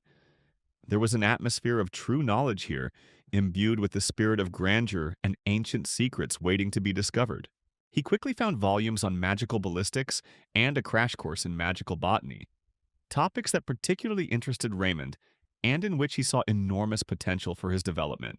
This knowledge was invaluable to him, as it opened up new horizons and allowed him to significantly increase his capabilities in magic, becoming a solid foundation for future achievements. Even more exciting for Raymond was the fact that these books did not contradict the established basic laws of magic, but on the contrary, they revealed and supplemented them more deeply, shedding light on subtle nuances that remained unnoticed by less experienced wizards. Suddenly, the silence in the library was broken by the soft, barely audible clatter of heels, echoing among the endless rows of ancient shelves, adding a certain mystical mystery to the room. The voice that came from behind was quiet and calm, but at the same time stern and confident. You are holding in your hands an extremely interesting and rare book, one that is very rare in this library. This made him turn around, but there was no one behind him. But suddenly he felt an imperceptible but very clear presence nearby, as if someone or something invisible but attentive was watching his every movement and breath. Turning forward, a figure of incredible beauty suddenly appeared before his eyes. A beautiful, graceful woman whose posture radiated confidence and whose graceful movements spoke of years of impeccable control over strength and herself. It was she, Daria Snow White herself, the legendary sorceress whose name was known and respected throughout the country. Raymond instantly rose from his seat, his face lit up with a warm smile, and he greeted sincerely, feeling his heart fill with pride and joy at meeting this great personality. Over the years, he had sincerely admired Daria because she had reached the 8th circle of magic, a peak that only a few on the entire planet had been able to conquer, and this fact aroused his sincere admiration and respect. Despite the fact that Daria was already 80 years old, her unusually large supply of mana allowed her to maintain the striking appearance of a young and graceful lady, and her Tower of Fire was considered the best among all the red towers of France. However, Raymond could not understand what exactly had brought her here, and a slight uneasiness grew in his heart that he found difficult to hide. Sensing his anxiety, Daria smiled softly, her eyes sparkling with warmth, and she reassured him that today she was just a simple interlocutor who was lucky enough to be in this temple of knowledge. With a slight playfulness, she handed him a candy on a stick, as if a small symbol of friendship and mutual understanding between mentor and student. She wondered how a young man of Raymond's stature was able to gain permission to visit this closed library, as it was a privilege only for the best and most trusted. Without hesitating for a second, Raymond explained that this was made possible by the personal order of Professor Hubert, who saw potential in him. What she heard surprised Daria quite a bit, because it was difficult for her to imagine a strict and demanding professor who would allow such a young student access to the sacred repository of knowledge. But Raymond neither denied nor argued. His words were the undeniable and sincere truth, and he saw no reason to prove anything. Now that the circumstances had cleared up, Daria looked at him carefully, noticing that he was deeply immersed in the study of something extremely valuable and rare, which elevated him above ordinary students. Her sharp, almost piercing gaze of an experienced magician instantly caught the finest detail. His mana was incredibly pure and transparent, like crystal ice, and spread evenly without any disruptions throughout all the cells of his body, testifying to enormous strength and inner harmony. For most magicians, the perfect balance of energy that Raymond possessed seemed like an almost unattainable dream, a true treasure that fate bestows only on those few who are willing to devote themselves to boundless work and inner harmony. He felt the tension pressing down on his shoulders like a stone, as he tried to understand whether this great and famous woman had really noticed his most secret hidden feature. But instead of a harsh assessment, Daria gently, with a light, almost maternal warmth, patted him on the shoulder, as if whispering softly, "Don't be afraid, everything is fine, you're on the right track." Her voice was soft, but there was an unwavering confidence in it as she emphasized that she had not come here to teach him how to live or impose her will on him. Raymond nodded silently, filled with gratitude, and quietly spoke words of thanks for her understanding and respect for him as an individual. Suddenly, Daria sharply struck the floor with her stick, and a dull, deep sound echoed through the air. A wave of pure, dazzling mana flashed around her, filling the entire space. Raymond froze, moved and amazed by the colossal power that emanated from her, as if from living fire, fire that pulsed with life and wisdom. She confidently looked him straight in the eye, and her words conveyed a brief but powerful message. Never give up, even when the world seems hostile. Move forward and constantly improve your abilities. A new fire of determination flared up in Raymond's eyes. He really needed that kind of support to keep his faith and keep moving forward. Afterwards, he slowly left the library, carefully holding the heavy wooden door, and still thinking back to this unexpected fairy tale-like meeting. For him, it was like a moment from a dream, to receive words of wisdom from such a great and extraordinary individual. But his thoughts were suddenly interrupted when three familiar boys appeared before him. Those who had long mocked him, not understanding why he had been granted the right to visit the professor's closed library. They brazenly and shamelessly declared that Raymond would achieve nothing, that all his efforts would vanish like dust in the wind, and he would remain a weakling. However, despite the ridicule, even these envious people could not deny one thing. He did not stop training, put his soul into it, and firmly went towards his goal. But none of them could guarantee that this stubbornness would ever bring him true success and recognition. The long-awaited moment of practical lessons in magical combat finally arrived. The air in the auditorium was filled with tension, excitement, and anxiety. The rules were simple and clear. The first person summoned enters the arena and chooses an opponent from among everyone in the hall. The instructors always tried to select opponents of approximately the same level so that the fight was fair and both sides could show their skills. In his past life, Raymond was often the first to be summoned, not because of his skill, but because he was considered the weakest in the entire academy.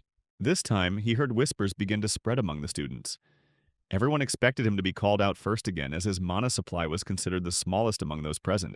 Some of the boys even brazenly pushed him, hoping that when he was called out, he would choose them as opponents. It was their chance to get an easy win and a good grade. The judge raised his hand, calling for silence, and loudly announced that it was time to choose the student who would enter the battlefield first. A tense silence fell in the hall. Some students, covering their mouths, giggled, confident in the quick end of the battle. But suddenly the judge called a completely different name, Anton Frederick, which caused shock and surprise among everyone present. No one could understand why Anton was chosen because he was usually left for later fights so that he could prepare better. Anton, without hurrying, got down from his seat, slowly walked past the judges, and coolly thanked them for the honor of being first, as if it was his choice. For the professor who sat among the judges, this was not just a formality. The support of the Frederick family brought significant resources to the department. So this choice also had a political connotation. Only Raymond, sitting on the sidelines, did not show the slightest surprise. He was almost sure that this was exactly what would happen, because he knew very well that the stakes were gaining momentum, and the time for surprises was over. Anton stepped into the center of the fighting area and menacingly slammed his heels on the floor, trying to show not only his strength but also his control over the situation. His every movement radiated audacity and confidence in his own superiority. Smiling defiantly, he looked directly at Raymond and loudly challenged him to a fight. His tone was mocking, full of challenge and a desire to break his opponent before the fight even began. Raymond was ready for this moment. There was not a shadow of doubt or fear on his face, only calm and a quiet but unwavering determination. Meanwhile, Daria Snow White entered the professor's office quietly, almost silently. Her appearance was so natural that no one would have been surprised if she were part of the very air in this room. Daria only smiled lightly, almost playfully, as if to say, "These are little things, Professor. Sometimes you can forget the time." For her, a visit to a student, even one as unusual as Raymond, was not something extraordinary that required formal warnings. She immediately got to the point and asked why the professor had allowed a boy named Russell to use the professor's closed library. After all, such permissions were rarely granted without good reasons. The professor tensed up slightly at that moment. A thought flashed through his mind. Maybe this guy has already caused some trouble? His experience suggested that it was rare for young magicians to gain access to secret knowledge so easily. However, instead of adding to the anxiety, Daria just smiled reassuringly and said that it was quite the opposite. It had been a long time since she had met someone so valuable, rare, and at the same time promising. The professor nodded, confirming her words, for he could see clearly that the condition of Raymond's magical veins was exceptional, a congenital weakness that is very rare, and is usually considered a sentence for a magician. But Daria unexpectedly denied this assumption, which really surprised the professor. He didn't even expect it. This boy could overcome a limit that most considered insurmountable even with the support of mentors and magical artifacts. She firmly stated that this young man was able to independently advance to the second circle of mana, the level that distinguishes true masters from novices. The professor was momentarily confused. He didn't immediately understand what it was leading to or why it was important for their future work with Raymond. Meanwhile, the final preparations for the practical duel were underway on the battlefield. The students took their places, the spectators fell silent, and the arena shone with magical seals, creating an invisible but strong defense. Suddenly, a translucent system message window flashed before Raymond's eyes. A short but exciting challenge. If he won, he would receive a special reward. A faint smile touched his lips. This opportunity could change a lot, because the rare artifact that the winner received was usually only available to rich and influential magicians. He understood that this chance was a true gift of fate, opening the way to obtaining priceless magic crystals that could empower any magician. But Anton, standing opposite, spoke in a sharp and defiant tone, full of contempt, trying to throw his opponent off balance. With a mockery that was felt to be superior, he demanded that Raymond beg for mercy before the fight began, wanting not only to humiliate but also to break the boy psychologically. However, Raymond remained calm and focused, not even trying to respond to the provocations. He did not understand what Anton wanted from him, and did not see the point in wasting words on an empty quarrel. Deep down, he already knew he would win. This certainty was reinforced by the mana that began to thicken around him in a dense, almost smoky layer, preparing him for a formidable fight. Anton, noticing this change, was momentarily confused. He couldn't believe his own eyes. Where did this young man, whom everyone considered a weakling, have such density and stability of mana? But the referee had already loudly shouted, "On position!" The fight had officially begun. Anton instantly focused the fiery mana in his right hand, forming a pulsating ball of flame that flickered and was ready to burst free. His mind could not comprehend how a boy with such weak magical potential could withstand such power. Without wasting time, Anton, with a sharp movement, released a powerful fiery charge forward which tore the air, leaving a trail of burning sores behind. Raymond froze for a moment at the unexpected power of this attack. Its power was much greater than he had expected. However, within a second, he quickly came to his senses, gathered all his strength, and instantly reacted to the threat, ready to confront the danger with maximum concentration. He managed to instantly create a dense and reliable magical shield that effectively absorbed and dispersed the powerful wave of burning flames, giving it no chance to cause even the slightest harm. An icy yet burning determination lit up his eyes. He was unwavering and determined not to back down even if it meant spending the last drop of his life force. One of the instructors, an experienced mage with many years of combat experience, simply couldn't believe his eyes. Raymond had not only created the shield, but had skillfully tilted it at the perfect angle, allowing it to not only reflect it, but also to dissipate the heat wave as much as possible, softening the force of the blow.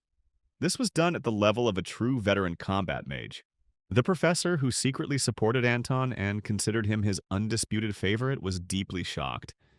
Even in his wildest assumptions, he could not have imagined that Raymond harbored such dangerous and rare abilities. Anton felt his strength slowly but inexorably fading, and he couldn't understand why Raymond was still holding on, as if drawing energy from an invisible source. His fire magic, which had been seething with indescribable power just a minute ago, gradually faded away, losing intensity and strength. It was at this moment that Raymond waited patiently, like a hunter waiting for his prey to weaken and become vulnerable. Concentrating to the limit of his abilities, he began to form the fiery arrow of the second circle of mana, investing maximum strength, precision, and skill into it.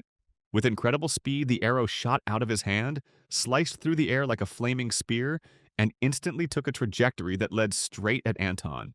He did not expect such a swift counterattack and froze for a moment, struck by the unexpected speed of the attack. However, his instincts did not fail him. At the last moment, he managed to create a protective barrier in front of him, which sparkled brightly in the air like hot glass. A fiery arrow hissed into the shield, and the flames began to gradually corrode it from the inside like raging acid. Anton could barely contain the rush of burning energy, his hands shaking from the tension and effort. Looking up at Raymond, his eyes widened in shock. He simply couldn't believe what he was seeing. The boy continuously created one arrow after another without a single pause, like a ruthless fighting machine. The arrows flew at breakneck speed, as if they were fired from the most powerful crossbow, and each carried an incredibly concentrated destructive force. The flow of attacks seemed endless, as if Raymond had a bottomless supply of mana that was constantly replenished. Everyone present, even experienced teachers, were stunned by such a spectacle, realizing that they were witnessing something truly unique and rare. The pace of his attacks was so frantic that it seemed he could create two arrows at the same time without losing accuracy. Anton, despite his shock and growing fatigue, tried to maintain a superior appearance, pretending that the situation was under his control. However, realizing that a prolonged defense was only exhausting him, he decided to put an end to it. Summoning the protective armor of the second circle of mana, he covered his body with a bright halo of flame, seeking to repel further attacks. But Raymond only smiled faintly. It was precisely this move from his opponent that he had been counting on. Anton believed that it was enough to simply hold out until the opponent ran out of mana, and then victory would fall into his hands. However, the reality turned out to be different. A powerful air vortex began to form around Raymond, rapidly growing in strength and brilliance. In a matter of seconds, this whirlwind turned into a deadly projectile which rushed towards Anton with lightning speed.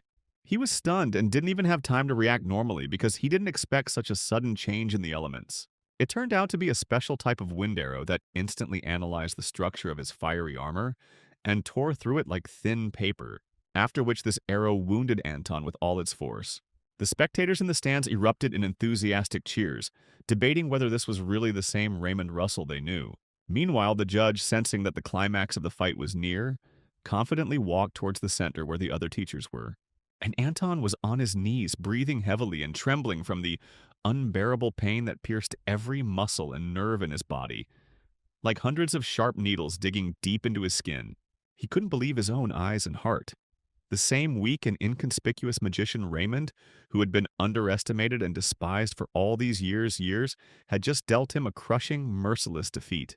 But Anton had not even had time to recover from this shock, when Raymond, full of indescribable burning determination, raised his hand up, preparing to deliver the final, decisive blow that would put an end to this duel. His palm flared with bright electric sparks that crackled and flickered in the air.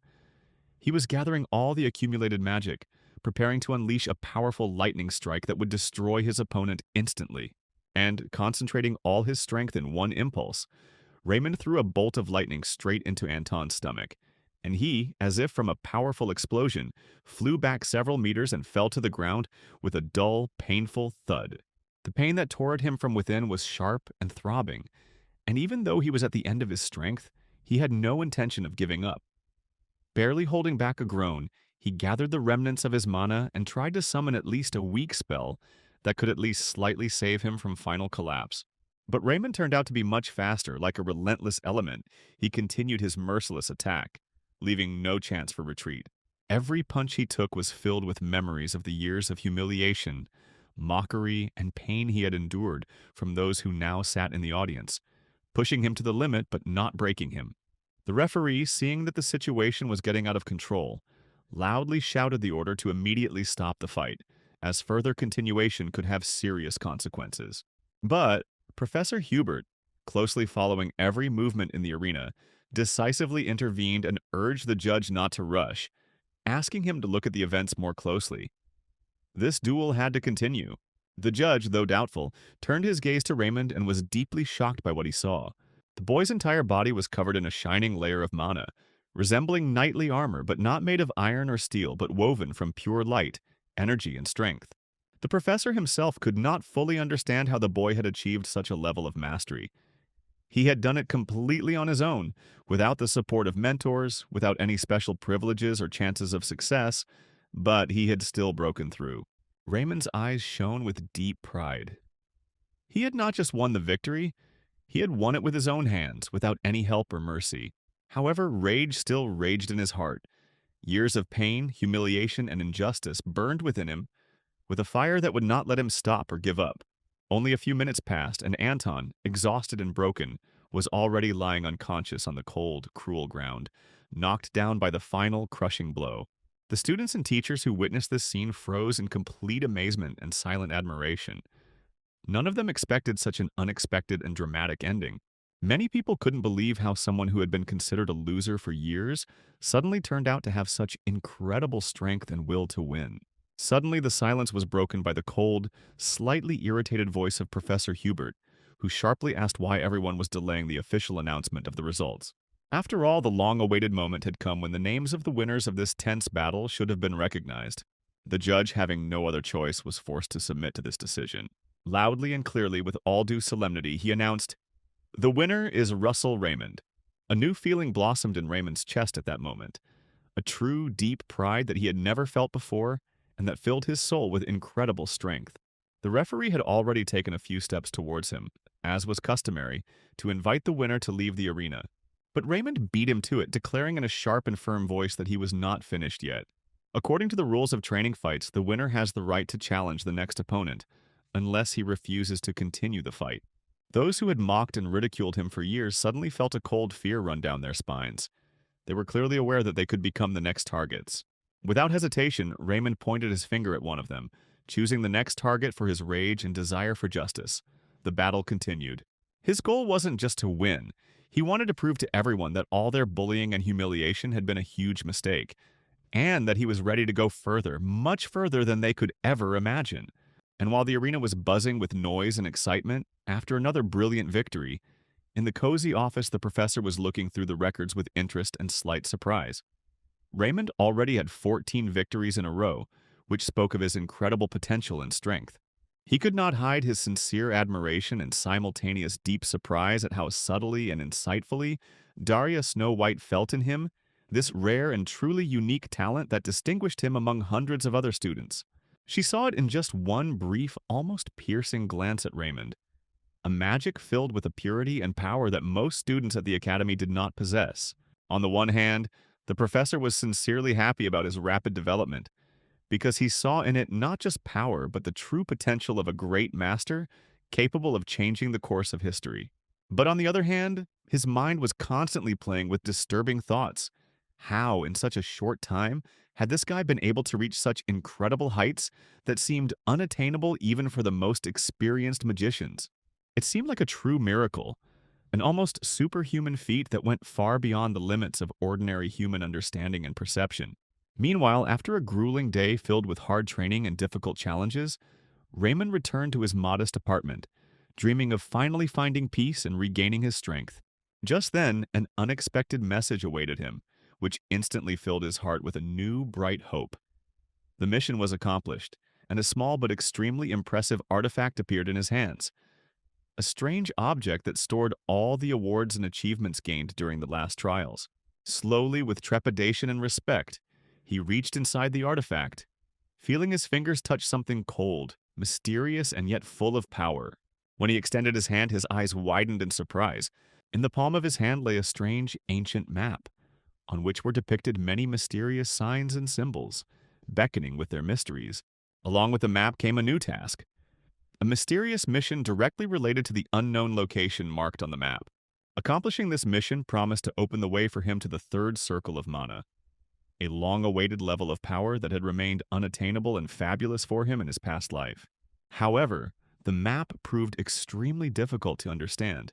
Its symbols, labels, and geographical features did not evoke any familiar images or associations. Without hesitation, Raymond decided to turn to the main source of knowledge, the professor's huge library, where the oldest and most valuable records and manuscripts were stored. It was there, among the thick, dusty volumes and creaking pages, that he hoped to find at least the slightest hint or clue to the mysterious map. First, he opened a large volume devoted to the outer territories of the Kingdom of Endemon, trying to unravel the mysteries of distant and little-explored lands. The book mentioned legends about the remote, almost forgotten coast of the Empire, a place shrouded in myth, mystery, and ancient mysticism. Raymond then delved into ancient records that detailed the outer sea, hoping that it was there that the answer to his most important questions might lie. He worked tirelessly all day long, carefully poring over dozens of pages, comparing maps, deciphering unknown symbols, but never finding a single concrete clue. When he finally left the library, his face reflected deep disappointment. Despite all his efforts, the mystery remained unsolved, like a distant star that he could never touch. Despite all the difficulties and obstacles, Raymond's main and unchanging goal remained one thing. He resolutely sought to reach the third circle at any cost, which symbolized for him a new stage, the opening of new horizons, and incredible opportunities in life. Leaving the cool library where he had spent several hours poring over heavy books, Raymond unexpectedly met the gaze of other students whose reactions were mixed. Some looked at him with fear, some with obvious envy, and some with a cold, piercing hostility that seemed to penetrate through the skin. At that moment, he felt deep in his heart. The cruel mockery and ridicule that had previously haunted him had finally receded, although the wounds remained, reminding him of the past. Yet, even within the walls of this venerable academy, he still felt alien and separated from others, with an inner pain that haunted him and seemed to drag him into the darkness of loneliness. It was at this difficult moment, when it seemed that he was on the verge of despair, that his heart was touched by a warm, gentle, and benevolent voice that seemed to radiate light, hope, and support that could change everything. It was the professor, a man who had long noticed him among the many other students and who never passed by, always finding time to pay attention, listen, and offer sincere support. This time, he invited Raymond into his office, wanting to talk to him in a friendly, informal way, like an old friend. The professor was the only person who looked at him not with judgment, but with a sincere, warm smile full of compassion, faith in his potential, and an unwavering hope that fueled Raymond and gave him the strength to move forward no matter what. That is why the boy always happily accepted the professor's invitation, because in that cozy office he could be himself, without fear of being judged or rejected, and open up without fear. That time, they sat together in the soft light of the lamp that gently enveloped the walls of the study to discuss what awaited Raymond in the near future, especially the summer vacation, which was getting closer and closer and filling his thoughts with anticipation. The professor asked if Raymond had any specific plans for the summer, whether he was just going to relax, engage in self-development, or perhaps join some interesting activities that would help him forge his own path in magic. At first glance, it seemed that the guy had no definite plans or responsibilities. He was silent, as if pondering deep within himself, trying to find the right words or simply hiding his true intentions. Then the teacher, smiling slightly, offered him a unique opportunity to join an important research project which he himself had been working on for a long time, and which could be a great start for Raymond's future career, opening up new prospects and connections for him. The professor assured that if the young man could cope well with all the tasks, his name would be included in the list of authors of the scientific work, immediately after the name of the supervisor. And this was a great honor, and a chance to declare himself to the entire academic community. However, suddenly Raymond's gaze accidentally fell on a bright magazine lying on the professor's desk, and on its cover an incredible, mesmerizing blue lagoon shone, as if alive, calling and luring him into a world of the unknown, full of mysteries and adventures. At that very moment, an unshakable determination ripened in his soul. He made an important and conscious decision for himself. This is exactly the place he wants to go this summer, and he already knows what he will do in the coming months, leaving behind scientific projects and the usual path. The professor, noticing this, turned to him again, curiously asking what he thought about the project and whether he was ready to join the work, hoping to convince his student. However, Raymond, a little embarrassed and slightly nervous, politely but firmly refused this offer, without immediately explaining the real reasons. He understood that this refusal might seem unexpected. After all, he had other, more personal plans that he didn't want to reveal right now, but which were extremely important and meaningful to him, like a call from the soul. This refusal confused the professor a little because earlier the guy had said that he was free and had no other obligations or plans for the summer, and this surprise caused him a little excitement. But Raymond did not go into details, leaving this question unanswered. His heart and thoughts were completely occupied with the dream of visiting the same mysterious place that he saw on the cover of the magazine, and this dream burned with a bright flame. He already recognized this familiar place well, which had a special meaning for him, as if it were a symbol of hope, future discoveries, and new beginnings in life that he so desired. These were the Maldives, a paradise on earth, where blue, transparent water gently meets the endless sky, and a warm sea breeze envelops everything around, giving a feeling of absolute harmony and freedom. The next morning, before the first rays of the sun, Raymond set out on a long and adventurous journey, filled with hope, determination, and a thirst for new knowledge that awaited him ahead. Opening the window of his vehicle, he took a deep breath of fresh, sea-scented air, which filled his lungs with a feeling of true freedom, one he hadn't known in a long time and had missed so much. At that moment, he felt an incredible peace and joy that had not visited his soul for a long time, as if a heavy burden had finally been lifted from his shoulders and the world had opened up new horizons. However, he understood that a long and difficult path lay ahead of him, and before moving on, he needed to replenish his strength, to feel the nourishment that would fill him with energy and strengthen his spirit. Raymond slowly took out several crystals from his hiding place that held concentrated magical energy, and gazing thoughtfully at their shimmering brilliance, he took them to quench the sharp hunger that was creeping up on him, and to replenish his internal resources. Suddenly, the driver of the vehicle shuddered, feeling behind him the blaze of incredible heat, filling the air around him with an exciting force and tension that seemed to shatter the silence. It was at this crucial moment that Raymond began his inner work, immersing himself in the complex and concentration-demanding process of conquering the third circle of Mana, which required not only strength, but also impeccable control over himself and energy. He focused all his attention, as if dissolving into this goal, allowing energy to circulate freely in his body, unite with his spirit, and become one whole, ready for new accomplishments. By the time he finally arrived in the beautiful Maldives, Raymond had to overcome this invisible but very tangible barrier, a boundary that had become a real obstacle to new knowledge and incredible powers. He knew he simply had to do it because there was no other way. Meanwhile, the professor was haunted by a strange, disturbing feeling that seemed to sit deep in his soul, sneaking up unexpectedly and giving him no peace, as if warning of something important hidden beyond the horizon. He tried to understand why Raymond had chosen the Maldives for his trip. What was so special and extraordinary that this young man, who had so much hidden potential and determination, was looking for there? However, deep down, the professor clearly felt that this decision was the right one, and that behind it stood something extremely important and fateful, something that would change the course of events and perhaps even his own fate.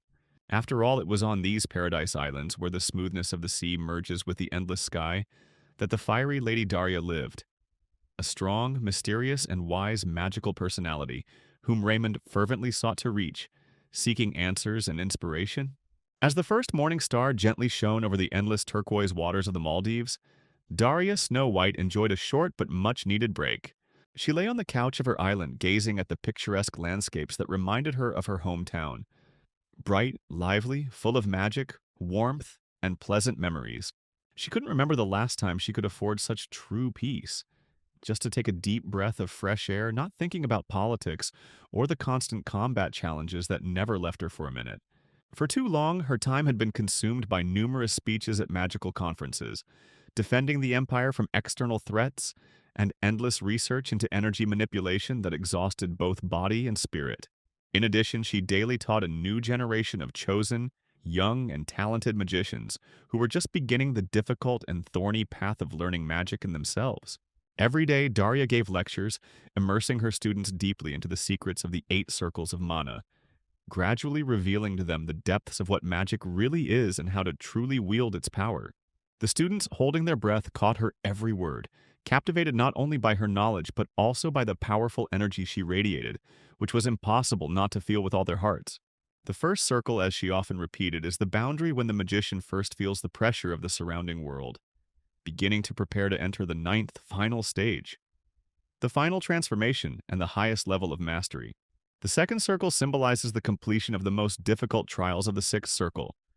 This is a boundary that can only be crossed by the strongest and most dedicated magicians who have earned the title of true masters. And the third circle is at the same time the beginning of a new, independent path, a stage of knowledge and action when the magician stops relying on other people's support and begins to form his own unique power. Daria remembered her lectures, training sessions, and the sincere smiles of her students with special warmth in her heart.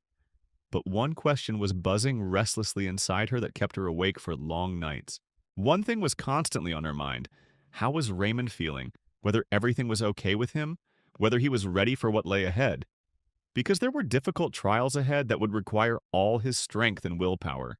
After all, she was the first to see a magician who was able to reach the 2nd circle in such an extremely short time. It was almost unheard of and aroused sincere admiration and respect. It was at this fateful moment that Raymond had already arrived in the Maldives, standing on the threshold of new adventures and difficult trials that were to completely change his life. The driver who met him at the scene could not hide his surprise because the young man was in no hurry to get out of the cart. It seemed that he did not have the strength to do it right away. Opening the door, the driver froze in place. What suddenly opened before his eyes genuinely shocked even the experienced man, who did not expect to see such a state in the young magician. Raymond lay exhausted, his body barely obeying his will, but gradually he began to regain consciousness, feeling his consciousness slowly returning, as if awakening from a long sleep. His body screamed for energy, and he greedily consumed food, trying to restore the strength that had been depleted by the incredible workload and difficult magical trials. After all, he had spent too much precious mana, trying his best to subdue the new, overpowering energy and tame the burning fire that burned within him, threatening to tear him apart from the inside. The tension was so strong that Raymond even lost consciousness. This unexpected moment frightened not only him, but also the driver, who watched him with anxiety and deep concern. But despite everything, Raymond himself felt deep satisfaction. He had done everything he had planned, and this filled him with inner strength, confidence, and unwavering faith in his own abilities. His will was unwavering, unbreakable like a rock, and he firmly intended to move forward, not allowing fear or doubt to stop him on this difficult yet exciting path. If he managed to conquer the third circle of mana, then all subsequent challenges, no matter how severe and ruthless they may be, will also be within his power. In just a few months of hard work, Raymond achieved what other magicians could only dream of in years: painstaking training, exhausting efforts, and relentless self-improvement. But even that wasn't enough. His goal lay much further beyond the usual, more ambitious and larger than anything he could have imagined before. It was not for nothing that fate gave him a second chance, a unique opportunity to correct the mistakes of the past, rewrite the story of his own life, and become what he had always dreamed of being.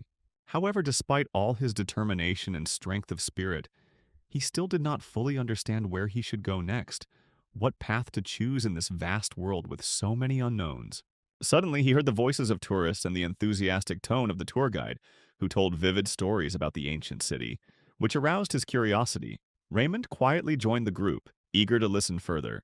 The tour guide told with a lively light in his voice how, according to ancient legends, Pompeii was once a simple rock that was destined to become a volcano.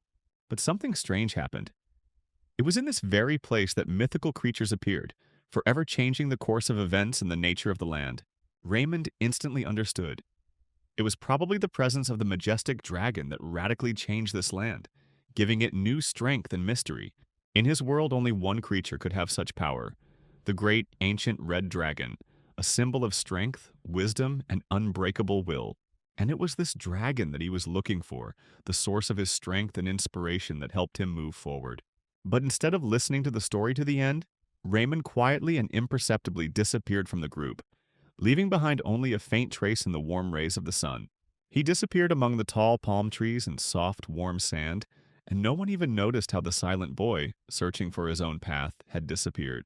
Tourists didn't mention him. He remained a shadow, an invisible backdrop for the noisy and cheerful company. The reason he returned here was special and profound. It was on this land that his rapid and extremely rapid development began, born of a multitude of difficult missions and dangerous trials. He felt that all of this was closely connected to the dragon, the source of his strength, his powerful inspiration, and the fire in his heart. This thought filled him with gratitude, and he intended to personally thank this magnificent creature for the second chance given by fate.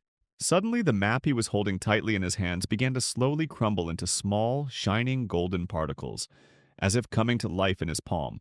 From these particles burst forth a bright, almost blinding mana, flowing through the air like a living element, its fiery light dancing and shimmering, attracting the eye. It condensed into a small drop that glowed like the most precious jewel, radiating warmth and strength. The drop hung in the air and slowly floated in a certain direction like a living guide, inviting Raymond to follow it. Raymond instantly understood. This was a sign, his guiding light, pointing the way to the next goal and new discoveries. And this path led to a majestic waterfall, hidden among dense tropical greenery, which seemed to hide secrets and answers to all questions. His logic suggested you need to carefully bypass the waterfall without taking unnecessary risks, and follow further, carefully listening to your inner feelings and the voice of your heart. He did not want to waste another second, because every moment was worth its weight in gold. Therefore, his choice was quick and unquestionable. He firmly decided to overcome this obstacle without stopping or hesitating for a moment. Harnessing the powerful force of the wind, he concentrated and created a veritable tunnel of air that cut unhindered through the thick and impenetrable wall of water, like a sharp sword cutting through the fog. Then he resolutely jumped inside without hesitation for a second, completely trusting himself and his strength. On the other side, a huge cave opened up before him, filled with incredible heat and a strange, almost mystical glow. Perhaps it was molten lava, pulsating with bright streams of light, creating the feeling of a living element. The system warned him, this location is only for those who have reached the third circle, and this is a strict restriction that only the bravest can overcome. But despite the silence and the absence of any signs of danger, Raymond felt no threat. No sounds of distant monsters, no insidious traps, not even a faint whiff of danger that might warn of a possible threat. Everything around him seemed calm, as if nature itself had frozen in anticipation of something incomprehensible. Step by step, he moved confidently forward, peering intently into every corner of the mysterious cave. Tall stone columns towered above him, like silent giants holding up the vast roof of the cave with unwavering wisdom. Their massive bodies were covered with cracks and ancient symbols that told stories of forgotten times, and the powerful magicians who had once walked here. Raymond slowly touched one of the columns, feeling the coldness of the stone, which seemed to absorb all the antiquity and power of this place. Running his fingers over its surface, he pondered thoughtfully. How many centuries had they stood here, silent witnesses to the endless events that had taken place here? How many travelers and warriors had crossed this threshold? Suddenly, out of the corner of his eye, he caught a faint movement, glimpses of strange light flickering in the shadows between the columns. This flickering glow seemed to beckon him to something unknown, hidden deep in the darkness. Looking back, he saw the Golden Gate, majestic, massive, framed by intricate patterns and luxurious carvings. They looked as if time had stopped here. In front of the gate stood two indomitable guards. Their gazes were watchful and stern, as if they had seen everything that was happening around and would not allow any trespassers to enter. Without the slightest fear, with the awareness of his own strength and confidence, Raymond moved forward, his steps clear and decisive, like the blow of a hammer on the anvil of fate. With each step, the atmosphere became more and more tense. Even the air seemed to constrict around him, and the cave itself held its breath, preparing for something unknown and perhaps terrifying. And suddenly, behind him, he felt a powerful, dense mass of mana, piercing the air with its terrifying energy.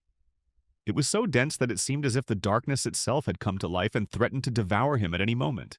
Raymond remembered for a moment that he had never been so careless, even in the most brutal of times when he was a mercenary, and every step could be his last.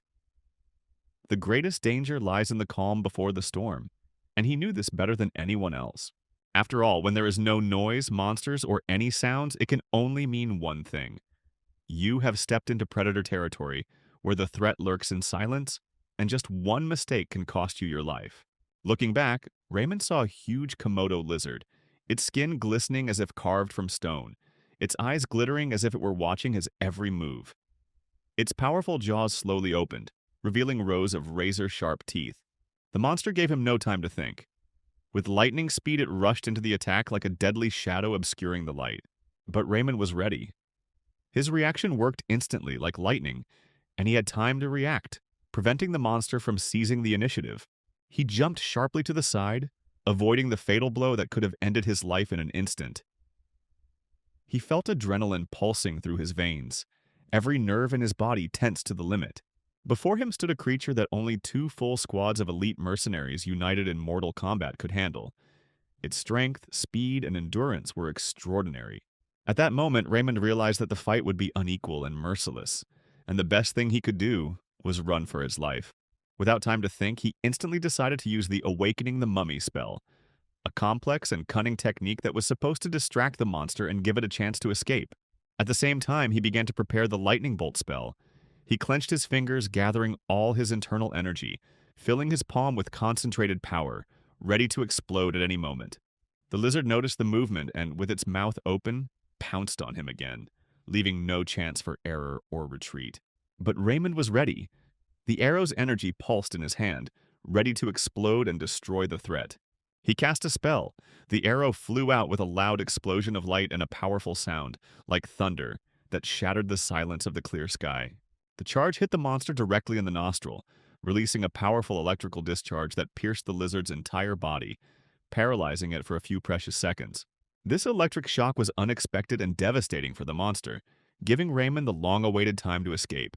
Taking advantage of this moment, he rushed towards the stone gate, which now seemed to him to be his only salvation. He ran as fast as he had ever run before, feeling every heartbeat echoing in his chest and the rumble of danger and pursuit behind him.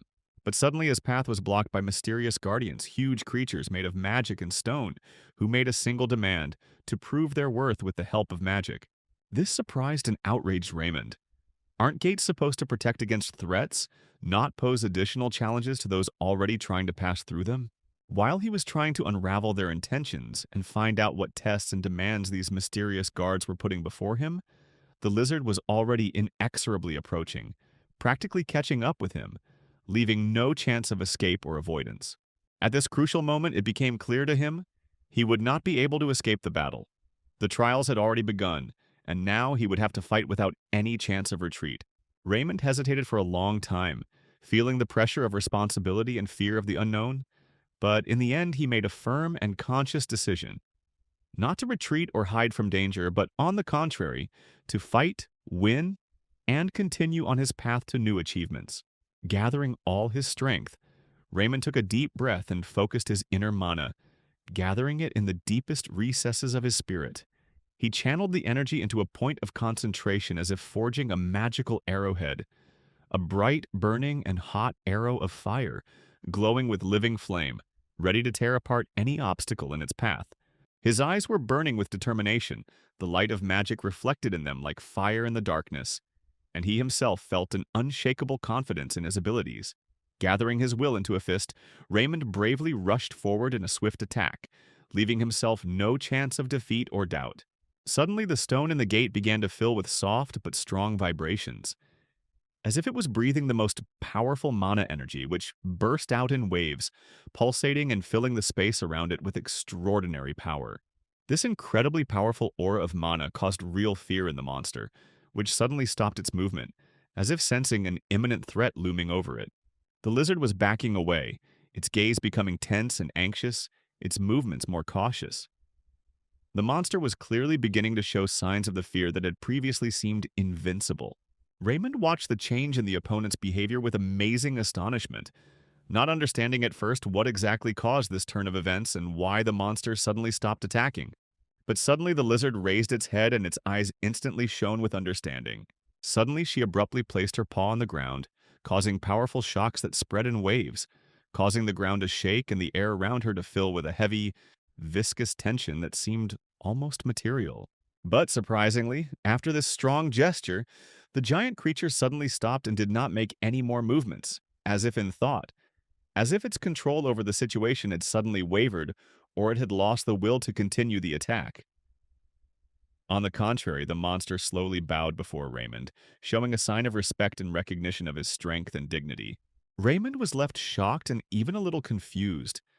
How could it be that such a terrible creature, capable of destroying him with a single blow, showed him respect? Why was he the one destined to receive such recognition? The guards on either side of the gate silently lowered their weapons and, without further ado, retreated, removing the obstacle before the brave man. They felt unmistakably that before them stood a man who truly deserved to continue on his journey, despite all the dangers that awaited him. The gate slowly opened, emitting a bright and dazzling glow that seemed almost otherworldly, like a portal between worlds.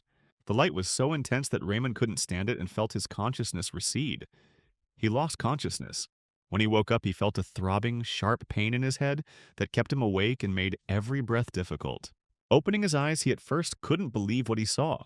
All around was a cold, lifeless, icy space, where there was not a hint of life or movement. In the circle stood motionless figures, huge ice golems that seemed frozen in time, like stone giants frozen in eternal silence. Over time, he realized that he had been transported to a completely different place. Probably an underground ice cave filled with frost, silence, and a sense of isolation. Suddenly, Raymond's attention was caught by a bright flash that appeared behind him. Looking back, he saw a huge dragon claw protruding from the wall. Petrified, motionless, like a monument to the greatness and past of this incredible creature. At that moment, a message sounded in his mind, like the voice of fate, a new challenge. To defeat the ice golems using only fire. Another difficult test lay ahead. To destroy these cold, unyielding monsters using only fire magic, without any other means or assistance. Raymond looked around in horror, noticing how the ice golem figures began to slowly move and come back to life. One by one, these massive creatures came to life, ready to engage in mortal combat. Fear awoke in his soul. How could he alone face so many enemies who seemed almost invincible? However, he gathered all his mana into his palm, feeling the power pulsate and build up within him, as if charging his will and determination. Although his body was on the verge of exhaustion, his spirit remained unwavering. Raymond was determined to fight to the end. He began to throw fiery arrows, flying one after another like precise and deadly arrows of fate, each hitting the enemy's weakest spot. His blows were extremely accurate and incredibly powerful. Each fiery flash ignited the hearts of the golems, destroying them from within. The fire that blazed in his hands was both a weapon and a symbol of an indomitable spirit that could not be destroyed by either cold or darkness. After all, the only way to destroy the golem was to destroy its magical core, the source of its strength, life, and invincibility. It was what kept it in this icy form, like a heart that never stopped beating inside its cold armor. However, the task proved extremely difficult and almost impossible, as the magical core was protected by a super strong shield pulsing with powerful energy. This protection was invisible but almost impenetrable to any attacks. The golems were covered in thick, almost impenetrable ice armor, which made any direct attack useless. Even the most powerful fiery blow left only thin, shimmering cracks on it, which immediately began to heal under the cold breath of magic. Raymond looked at these fragile cracks, realizing that the ice here was not just water but a real element, strong and cold, resistant to fire, and this greatly complicated the task. He felt that every bit of his firepower was almost powerless against such a steadfast defense, and this forced him to seek another approach. Realizing that fire could not penetrate the golem's hearts directly, Raymond decided to try another element. Wind, which could weaken this protection, heated up and break the ice armor into small fragments. But as soon as he tried to summon wind magic, he suddenly felt an invisible obstacle, something like an invisible barrier blocking his spell, preventing him from freely controlling the element. This mysterious force, like a magical trap, limited his possibilities, leaving only the use of fire open, the only element that could be used here. At that moment, one of the golems, sensing his indecision, abruptly rushed into the attack, breaking his concentration and knocking him off balance. Raymond tried to summon a lightning bolt, but his words stuck in his throat.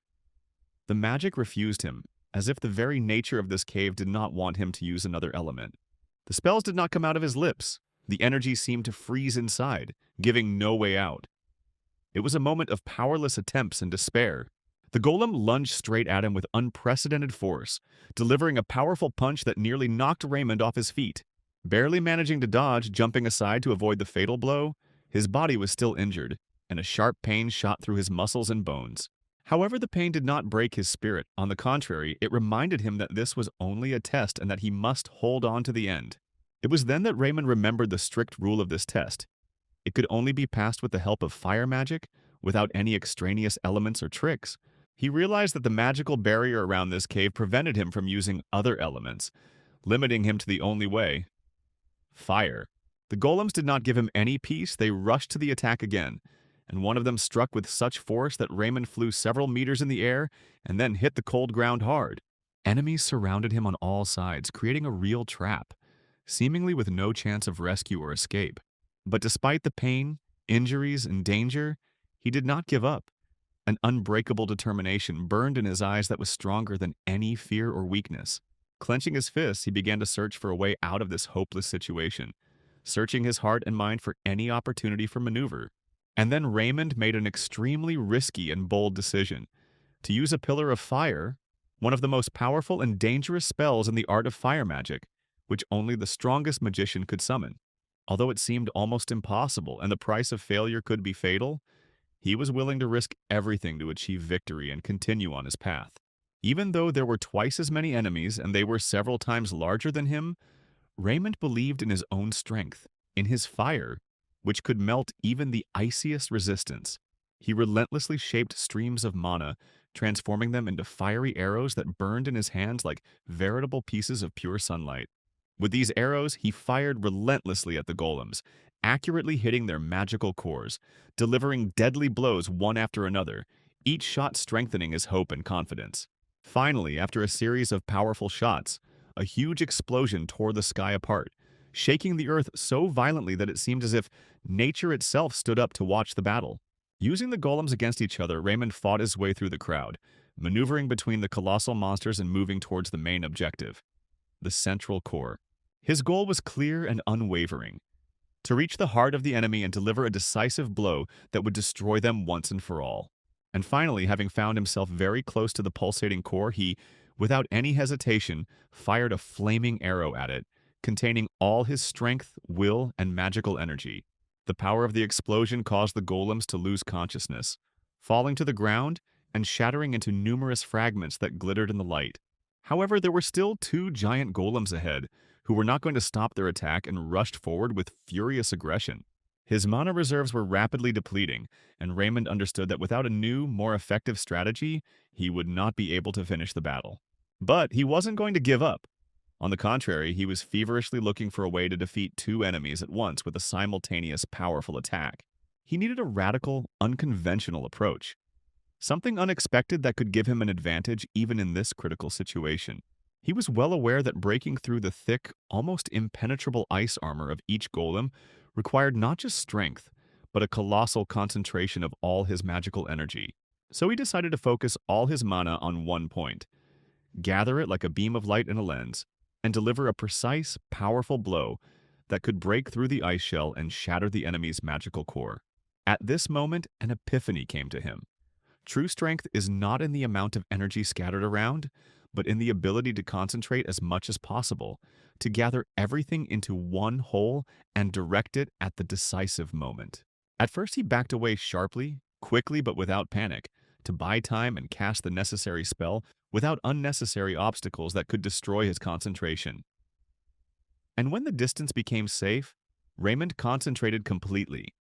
His mind was freed from all extraneous thoughts, only one goal pulsed in his heart: to win. He began to accumulate all his remaining mana, feeling the energy build in his hands, pulsing and heating up, like a volcano about to erupt. A moment later, he released a fiery arrow, bright and blazing, surpassing even the midday sun in light, concentrating into a narrow, swift ball of flame. To enhance its effect and prevent the energy from dissipating, he used a complex amplification formula. Knowledge that had come to him with difficulty, but now had become crucial. However, he didn't stop there. He activated the Doubling the Pillar of Fire spell, doubling its power and making this arrow truly devastating. Then he carefully applied a second layer of mana, stabilizing and further enhancing the attack, so that the arrow remained solid and focused, like a dagger that would cut through any armor. All that remained was to focus on holding the spell and preparing for the golem's attack. If he could combine all this power, there would be a chance to destroy both enemies at once.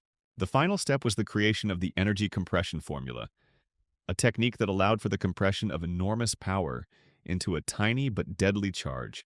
He began to shape it in his palms, feeling how every second brought him closer to the limit. After all, every moment was a matter of life and death. His body began to tremble from the tension, pain piercing every muscle like a burning knife. He had never before expended so much magical power at once, and it was incredibly exhausting.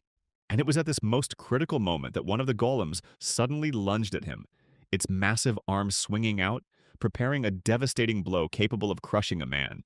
Raymond, gathering all his will into a fist, was not afraid, but shouted with all his might, trying to squeeze his mana even faster. There was catastrophically little time left. My heart was pounding wildly in my chest, blood pulsating in my veins like hot lava about to burst out. And he succeeded. The blow of the flaming arrow pierced the golem at the last moment, stopping its devastating swing and knocking it off course.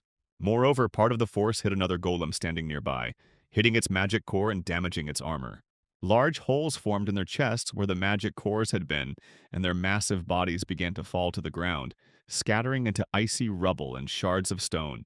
Raymond could not believe his eyes. He had really managed to break through the defenses of these powerful creatures. He not only won, but also reached new depths of magical art, going far beyond what he had previously thought possible. His understanding of fire magic has deepened significantly, opening the way to new possibilities and ways to use the power. And suddenly he felt a new, powerful force begin to flow through him, close to the magic of the fifth circle, which he had only heard about in legends. As soon as he gripped the spear-like magic core in his palm, his mana began to rapidly drain, as if the energy was being torn into numerous pieces, leaving his body on the verge of exhaustion. However, instead of waiting and complaining about his strength, he made a firm, decisive decision to act first, to attack while the enemy was weak. Instantly gathering himself, he rushed into a decisive attack on the last golems without wasting a second, giving himself completely to the battle. His gaze burned with unwavering determination. He knew that this test must be passed at all costs, even if it meant paying the ultimate price. The golems fell one after another like mighty trees falling, their gigantic bodies crashing loudly against the ground and icy rubble flying in all directions. However, it seemed that their ranks were endless, that the offensive would still continue and there would be no victory. Gathering all his attention and strength, Raymond counted. 4 more golems remained ahead, 4 more trials that had to be overcome. The merciless attack resumed, blow after blow, and all that remained of the mighty creatures were fragments of icy stone, flying in all directions. Only 2 enemies remained, and they rushed into a final fierce battle, ready to use all their strength to destroy him. His strength was almost exhausted, his body was exhausted, but not even for a moment did the thought of retreat or defeat enter his mind. With his last strength and last will, he pierced his enemies, his blows becoming faster and more accurate, leaving them no chance of escape or retreat. Fiery magic burned in his hands, filling every movement with strength and determination, and in his heart with unbreakable faith in victory. He believed in his own strength, confidently looking into the eyes of his enemies and believing that he would be able to deal with these 2 golems as easily as with all the previous ones, because he had already defeated much more formidable opponents more than once. And indeed, the first blow was extremely successful. He was able to destroy one of the giants, feeling a fire of confidence and determination burning in his chest, as if each fragment of the ice monster gave him new strength. However, suddenly a disturbing voice arose in his mind. The second golem was still standing, and within it he could feel a living, pulsating presence of mana that troubled him and aroused suspicion. The ease with which he had laid down his first enemy seemed too easy to be true. Looking back for a moment, he saw that another golem was already standing behind him, huge as a mountain, frozen in time to strike. If it weren't for his lightning-fast reaction and agility, which allowed him to raise his spear in time and block the devastating blow, Raymond could have died on the spot, before he even had time to understand what had happened. But his mana energy was almost exhausted. He managed to destroy an entire army of enemies, giving all his strength and reaching the point of his own exhaustion. Desperately looking for a way out of this difficult situation, he feverishly pondered how to finish off the last 2 golems, because there was nowhere to retreat.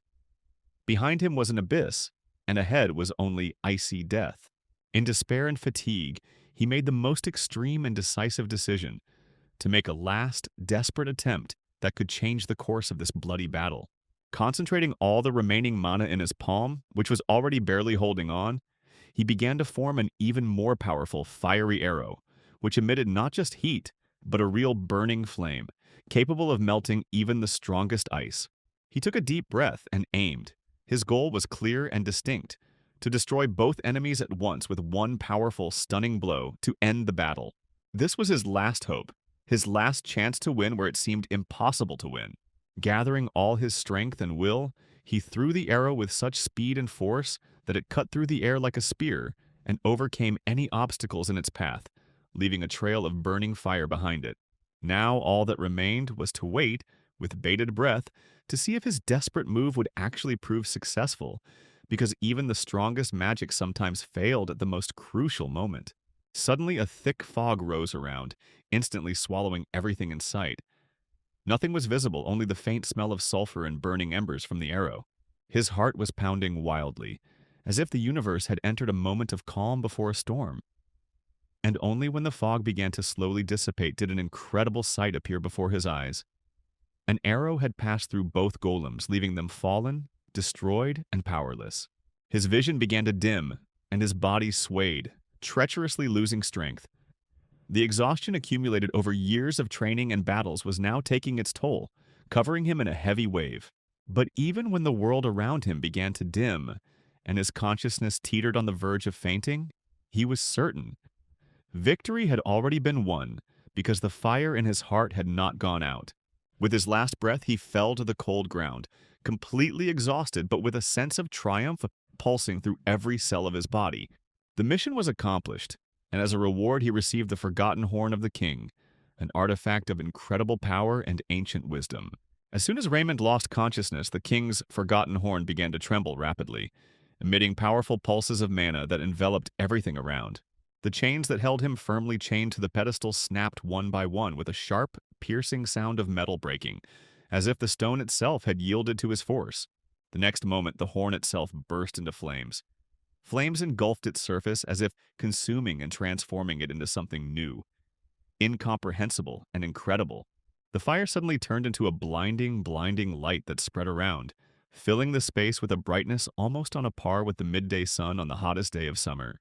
From this bright glow, a halo aura began to be born, gradually enveloping Raymond's body like an invisible light blanket, protecting and filling him with power. It was not just light, it penetrated deep into his consciousness, immersing him in the memories of an ancient and forgotten king who once ruled these lands, seeking to pass on his powerful legacy to the Chosen One. Waking up, Raymond found himself in a strange, unfamiliar place, as if he had fallen into another dimension, devoid of familiar forms, laws of nature, and time. His body was bound in gleaming golden chains that pulsed with pure, nourishing mana, as if they breathed with him and held him not for shackles but for a greater purpose. Suddenly, an unexpected, deep voice sounded in the air.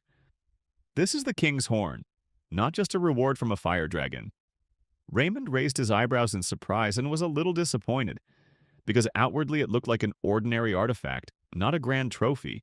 But the voice continued as if reading his thoughts, explaining that he was the one who had passed the trial by fire and had attained the mindset of a sacred being, which was far more than mere strength. These words seemed to echo directly in his head, creating a weight and pressure in his mind so powerful that he felt as if he might lose touch with reality. The voice announced that it was granting him a fragment of the essence of the king himself, a priceless gift that combined power, wisdom, and responsibility. And suddenly this fragment began to gradually materialize, slowly and inevitably heading towards Raymond's stomach, like an invisible arrow penetrating deep inside, awakening a new power. The penetration of the magical fragment into Raymond's body was accompanied by unbearable pain that seemed boundless and deep, as if his very flesh and bones were resisting an unknown, powerful force that was slowly and inevitably penetrating him from within. Every inch of his body seemed to be breaking and cracking. His bones felt unbearable pressure, and his heart was beating with frantic force, as if it wanted to burst out of his chest and rush out to save him from what was happening. This whole process resembled a terrifying yet beautiful claw that slowly but steadily penetrated the flesh, sinking deeper and deeper, and leaving behind a trail of magical transformation. The mana within him began to burn and burn, like the fire of an ancient deity that had long slept and was now awakening, investing its immense, restless power in him. The voice that echoed in his mind was both gentle and menacing. "Use my power. Now it has become a part of you, your weapon and your duty." And at that moment, a majestic, grandiose figure appeared before him. A giant red dragon, standing proudly, covered in a fiery glow, its eyes staring intently at Raymond, as if testing his strength, his willingness to accept the gift of such incredible power. Then everything went dark. When Raymond came to, he was lying on the warm, fine-grained sand that pressed lightly against his skin, and ahead of him the endless waves of a calm, gentle sea whispered softly in the sunlight. His head was heavy, as if full of stones. His body ached to the very heart, as if every muscle was burning from overexertion, and he couldn't even immediately understand where he was, whether this was another dream or a nightmare. Every attempt to get up caused a searing pain. His muscles burned like he had run hundreds of kilometers without rest. Barely lifting his head, he realized with surprise that he was in the Maldives, among endless turquoise waters, a gentle breeze, and warm, gentle, sunny weather that enveloped him like the embrace of an old friend. Touching his cold forehead, trying to remember what exactly had happened, he looked around in confusion, trying to find some answer in this idyllic beauty. Suddenly, bright, almost transparent magical messages began to appear before his eyes, as if in a game. announcing his great success. You have successfully increased your level of mastery of the fire element. The assigned mission has been completed. New opportunities have opened up. Clenching his fist, feeling how much mana was still left in his body, he felt a surge of new, fresh strength filling every cell. His body was instantly enveloped in a powerful, bright glow. It was pure, concentrated mana, pulsing and infusing him with new energy, as if granting him a second life. He could hardly believe his own feelings. It was a true miracle that opened the door to the fourth circle of magic, to a new, deeper, and more powerful form of elemental control. His heart was filled with joy and pride, because this award surpassed all his wildest expectations and gave him faith in his own strength. At that moment, a gentle but confident female voice came from behind him. It was filled with warmth and knowledge, like a ray of light piercing through the fog. The voice said that it had known for a long time where he would find him, right here in this strange world. Raymond turned around and was surprised to see Daria Snow White in front of him. Her eyes shone with wisdom and deep concern. She seemed to be the embodiment of strength and peace at the same time. She explained that she felt a strong surge of mana that changed the space around her, so she decided to personally check what happened in this place. Upon seeing Raymond, she was sincerely happy for his successes and achievements. Her smile was bright and supportive. Raymond thanked her for her concern and admitted that he had not expected to see her here, but this unexpected meeting had brought him deep joy and hope. Daria examined him carefully, her gaze instantly catching that he had almost reached the level of the fourth circle of magic. His mana had become purer, stronger, more balanced and even. She enthusiastically noted that these changes confirm his genius, willpower, and incredible potential, which is only beginning to be revealed. With curiosity, she asked what exactly brought him here, to this unusual and cozy place, whether he was looking for rest or something more. Then she added that not many people know that the Maldives is her home, where she draws inspiration and strength. This information amazed Raymond. He had no idea that Daria had such a deep connection with this beautiful land, which now seemed even closer and more familiar to him. Daria said that she comes here every summer to regain strength and gain wisdom. But even she couldn't explain why this time he was here, at this moment in their lives. Raymond wondered if he should tell her the truth. All his true motives, fears, and goals that had brought him here, to this breaking point. However, he realized that it was too early to reveal all the cards. He needed to keep some of the secrets to himself until he was confident in his abilities and intentions. So he replied that he had come here simply to admire the beauty of the world, to take a break from the relentless hustle and bustle, and to find peace of mind, although in his heart he felt more than just a desire for rest. Daria thought for a moment, as if testing his words, and then suddenly announced that she wanted to test his abilities in practice. She wanted to see how far he had come and what he was capable of doing. Without a second's delay, she turned to him for help, which was both a test and a chance. Without waiting for an answer, she snapped her fingers, and suddenly fire magic instantly besieged Raymond, changing his clothes into official battle attire, strong, shiny, with runes of power glowing with a soft red light that resembled the flames of living fire. It was truly an incredible sight. Flames literally began to form around Raymond, enveloping his body in a complex and bright suit, shining with living tongues of fire. The fire did not just glow, it lived and breathed, like a fiery spirit that became an integral part of him, giving him power and protection at the same time. The most important detail on this new image was the symbol of the Tower of Fire that appeared on his chest. Large and bright, it glowed with a hot red light, reminding him of his membership in a powerful guild and the incredible power that now pulsed within him. Daria, noticing Raymond's excitement, smiled softly and reassured him, telling him that he had no reason to worry. She was absolutely confident in his abilities and knew that he would be able to complete this task because she saw his potential. Suddenly, a bright, magical message appeared before Raymond, glowing in the air. Help Daria free the prisoners from the pirate ship. Daria explained that in the world of Endymion, slavery is strictly prohibited and punished with the harshest sanctions. It is one of the greatest crimes against freedom and dignity. They could not allow a pirate ship carrying such criminals to dock on the Maldivian shores with impunity and escape justice. She added that although she could have handled the task on her own, now they needed joint coordinated work, because this operation required clear coordination and a well-thought-out plan. The release of the prisoners and the simultaneous capture of the ship required maximum precision, speed, and surprise. No movement could be accidental. That same evening, they set off on a mission, but Daria warned them that to carry out the mission, they would have to appear as ordinary tourists. In no case should they arouse suspicion until the time came for a surprise attack. Of course, Daria could have dealt with them herself in an instant, but the point of all this was to rescue the prisoners, and a clear plan was needed. Raymond assumed she wanted to attack them by surprise, which he was right about.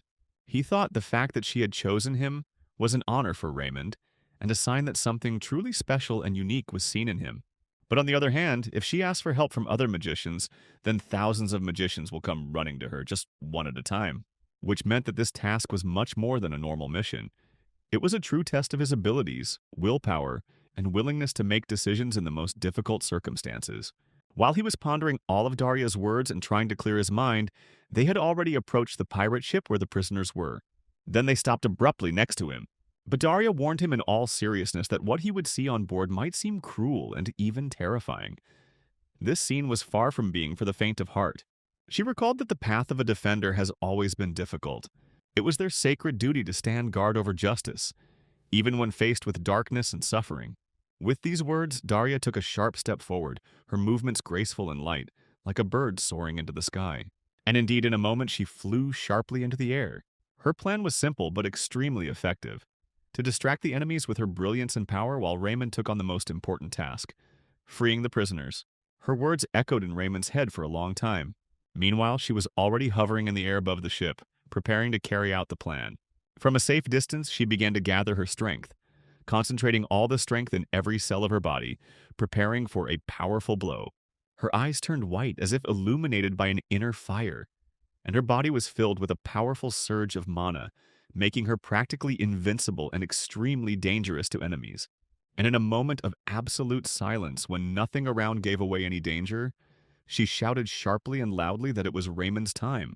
As if at the call of an invisible force, it instantly unleashed all its power. The ship's deck exploded in bright flames that quickly began to cover all surfaces, spreading heat and flying sparks around. The pirates on deck were rushing in all directions, preparing to attack her with arrows. After a quick preparation, they immediately began shooting at her. These were hundreds of arrows aimed specifically at her, but the arrows immediately stopped in her protective barrier, without harming her in any way. At this point, the pirates didn't know what to do in such a difficult situation because the arrows didn't even reach her. But Daria thought they were incredibly stupid, because they thought hiding in her hometown was a good idea in their opinion. After that, Daria began to release what looked like fiery petals onto their ship. They began to scatter throughout the ship. She was curious to see how much courage and strength they would have to stand up to her. In an instant, the fire petals that fell on the ship began to flare up. The pirates tried to put out each of these fires, but it was all in vain. The fire seemed to grab their feet, but in an instant, absorbing the leg, he took care of them with incredible speed. Daria's fire was a real madman. In its tongues, it seemed, little firemen danced, rushing around the deck with wild laughter, mercilessly burning everything they touched. And at this moment, Daria used a signature technique that always left enemies without any chance of salvation. This technique had a bizarre and even disturbing name: the Burning Tree Dwarf. Only those who had seen it with their own eyes at least once could realize the full, terrifying power of this spell. At the same time, Raymond did not waste a minute.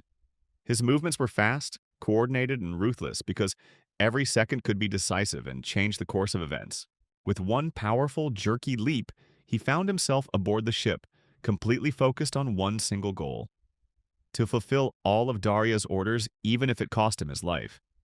His heart was pounding wildly in his chest. Adrenaline was pumping through his veins.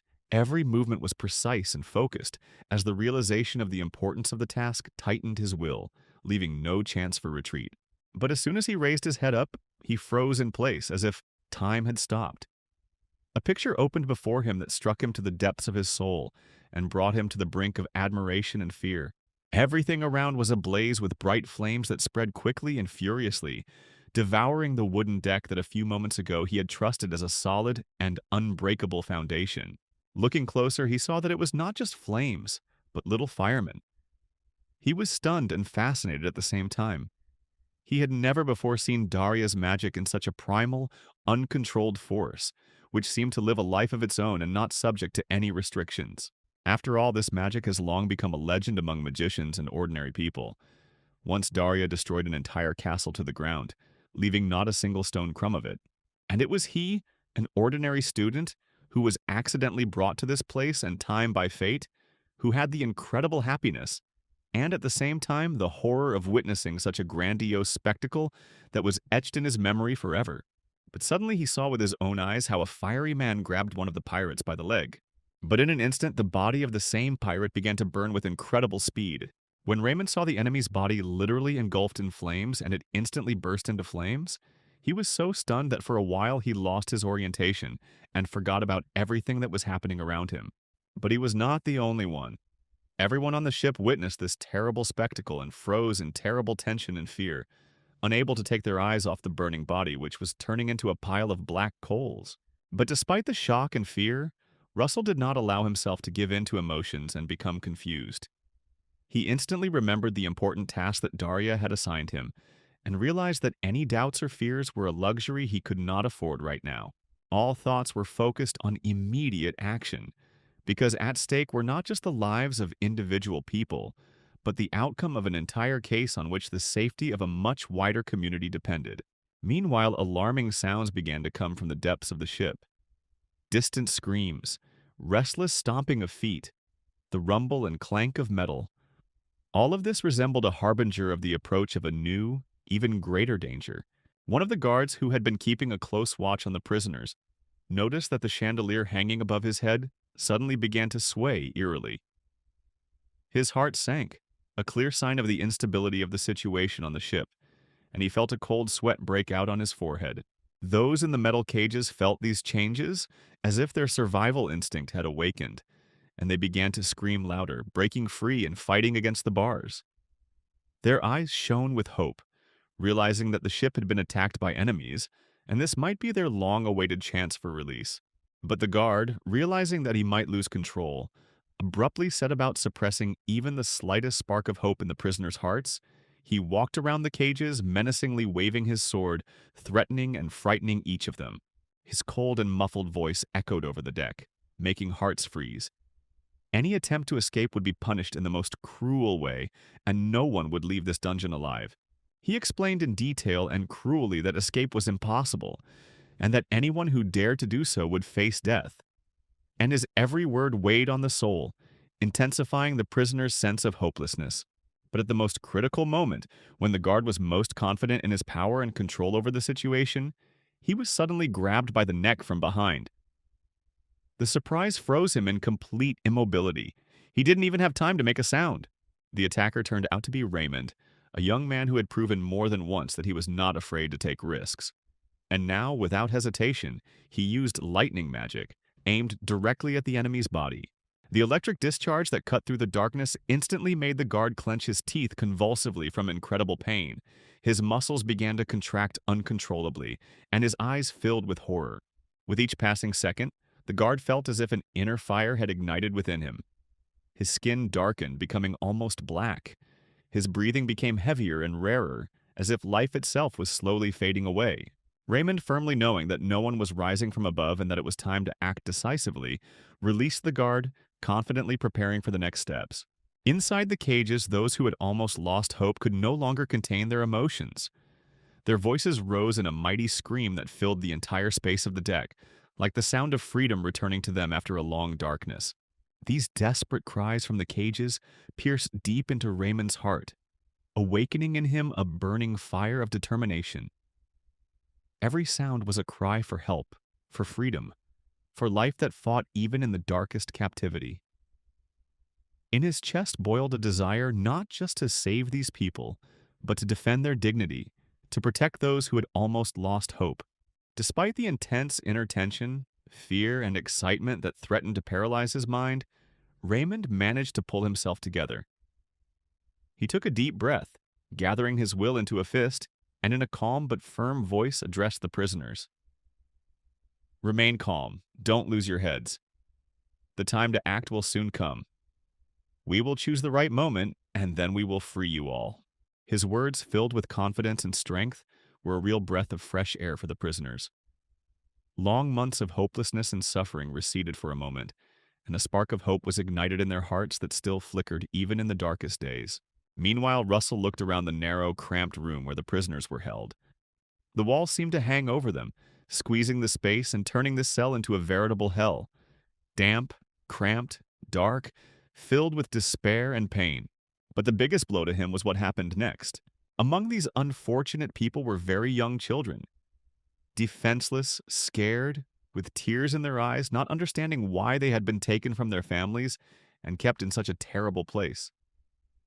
Their tiny hands clenched into fists and their eyes radiated pain and horror. They had no protection, dignity, or right to childhood. With anger pulsing through every cell of his body, Russell gritted his teeth. He no longer saw these children as mere captives. He saw them as defenseless victims, betrayed and doomed to torment. And a cold fire burned in his soul to punish anyone who had been involved in their fate. Suddenly, a sharp noise came from the deck as several pirates returned to investigate the situation on the ship. Their footsteps echoed off the wood, their voices filled with suspicion and anger. Looking around, they noticed Raymond, a young man standing alone, filled with determination, and this caused them mixed feelings from fear to outright surprise. They could not believe their eyes. This small, seemingly tiny boy was able to mortally wound one of their strongest guards, and it seemed to them something supernatural and incomprehensible. One of the pirates instantly realized that the situation was getting out of control. He jumped up, shouted loudly, and instantly drew his sword, preparing for a lightning-fast and brutal fight. Together with two comrades, they rushed into the attack. Impetuously, ruthlessly, and with the intention of quickly subduing Raymond, unaware that they were dealing not with an ordinary man, but with a magician whose power could change the course of the battle. But Raymond, filled with anger at the suffering and injustice he had seen of the innocent, rushed into battle without hesitation. His movements were swift, confident, and relentless. He gave his enemies no chance for error or retreat. Concentrating all his mana, he summoned a second-level mana circle, a powerful pulsating chain of lightning that circled around him, ready to strike at any moment when enemies approached. Having struck the enemies with the first lightning bolt, Raymond began to slowly and decisively approach them, his every step confident and ruthless, and the lightning bolts enhanced the effect and fear of his opponents. The enemies, lying on the ground, oppressed and exhausted, barely able to utter a word, began to realize that they were dealing with the creature they feared most of all, a sorcerer whose name was synonymous with death and terror. When they, trying to somehow restore their fighting spirit, threatened their captain, tried to raise a threatening tone, Raymond cruelly and mercilessly finished them off with another lightning strike, leaving no chance of salvation or escape. After defeating his enemies, Raymond carefully examined the surrounding space. A small cell, a corridor illuminated only by a weak, almost flickering light, which created a depressing atmosphere of hopelessness and silence. He cautiously approached another cell located in a narrow corridor, listening for the slightest sounds, trying to gather information about the number of prisoners and possible ways to free them. Inside the chamber, he was approached with curiosity and hope. The people there asked if he was truly the magician from the fire tower, a place that was not just a legend among them, but a symbol of hope and strength. To confirm his words and dispel doubts, Raymond raised his hand and, with the help of magic, released a bright light that filled the space of the chamber, like a small sun in the darkness, giving a signal that there was a true defender on their side. His surprise knew no bounds when he realized that elves were standing before him. Beautiful, mysterious creatures with delicate facial features and pointed ears that rose upwards, emphasizing their unearthly beauty and wisdom. One of the elves, with noticeable curiosity in his voice and slight doubt, asked if Raymond was really the mage of the fire tower, trying to find out if he could be trusted and whether his help was worth relying on. Raymond immediately realized that it was the emblem that shone on his clothes that had caused such speculation. This symbol was known far beyond the tower and was recognized by many as a sign of strength and honor. However, he immediately denied his origins, deliberately hiding his true path and reasons for his stay, not wanting to be associated with this place due to personal motives and the complexities of its history. The elf, realizing that the boy's words had weight but still required action, changed his tone and in a stern but respectful voice ordered his companions to be released from the cage, realizing that this young man could become their true salvation and the key to freedom. Although Raymond had come with one goal, to free these unfortunate people, he was increasingly irritated by the manners of one of the elves, who behaved too arrogantly and imperiously. His tone was cold and unappealing, and every word sounded as if he considered Raymond and everyone else around him to be simply unworthy of attention. This hostility grew with every minute because the boy felt that instead of support, he was faced with misunderstanding and even condemnation. After all, just by looking at this elf, one could understand that he was not just a representative of his people, but a person of high status and power. In his gaze burned confidence and a slight arrogance that did not allow him to doubt even for a moment that he was right. This caused Raymond quite natural doubts about whether they would be able to find a common language in the future, whether their relationship would not become a constant source of conflicts and misunderstandings. Suddenly, one of the elves, standing a little behind, abruptly intervened in the conversation. Her voice was restrained, but at the same time stern and unquestionable, like a sentence that was not subject to discussion. She ordered the elf to be quiet and to pay attention to his manners, emphasizing that any disrespect or frivolity was unacceptable here. Her words sounded as if she was in complete control of the situation, and she was not going to tolerate any signs of disobedience or defiance.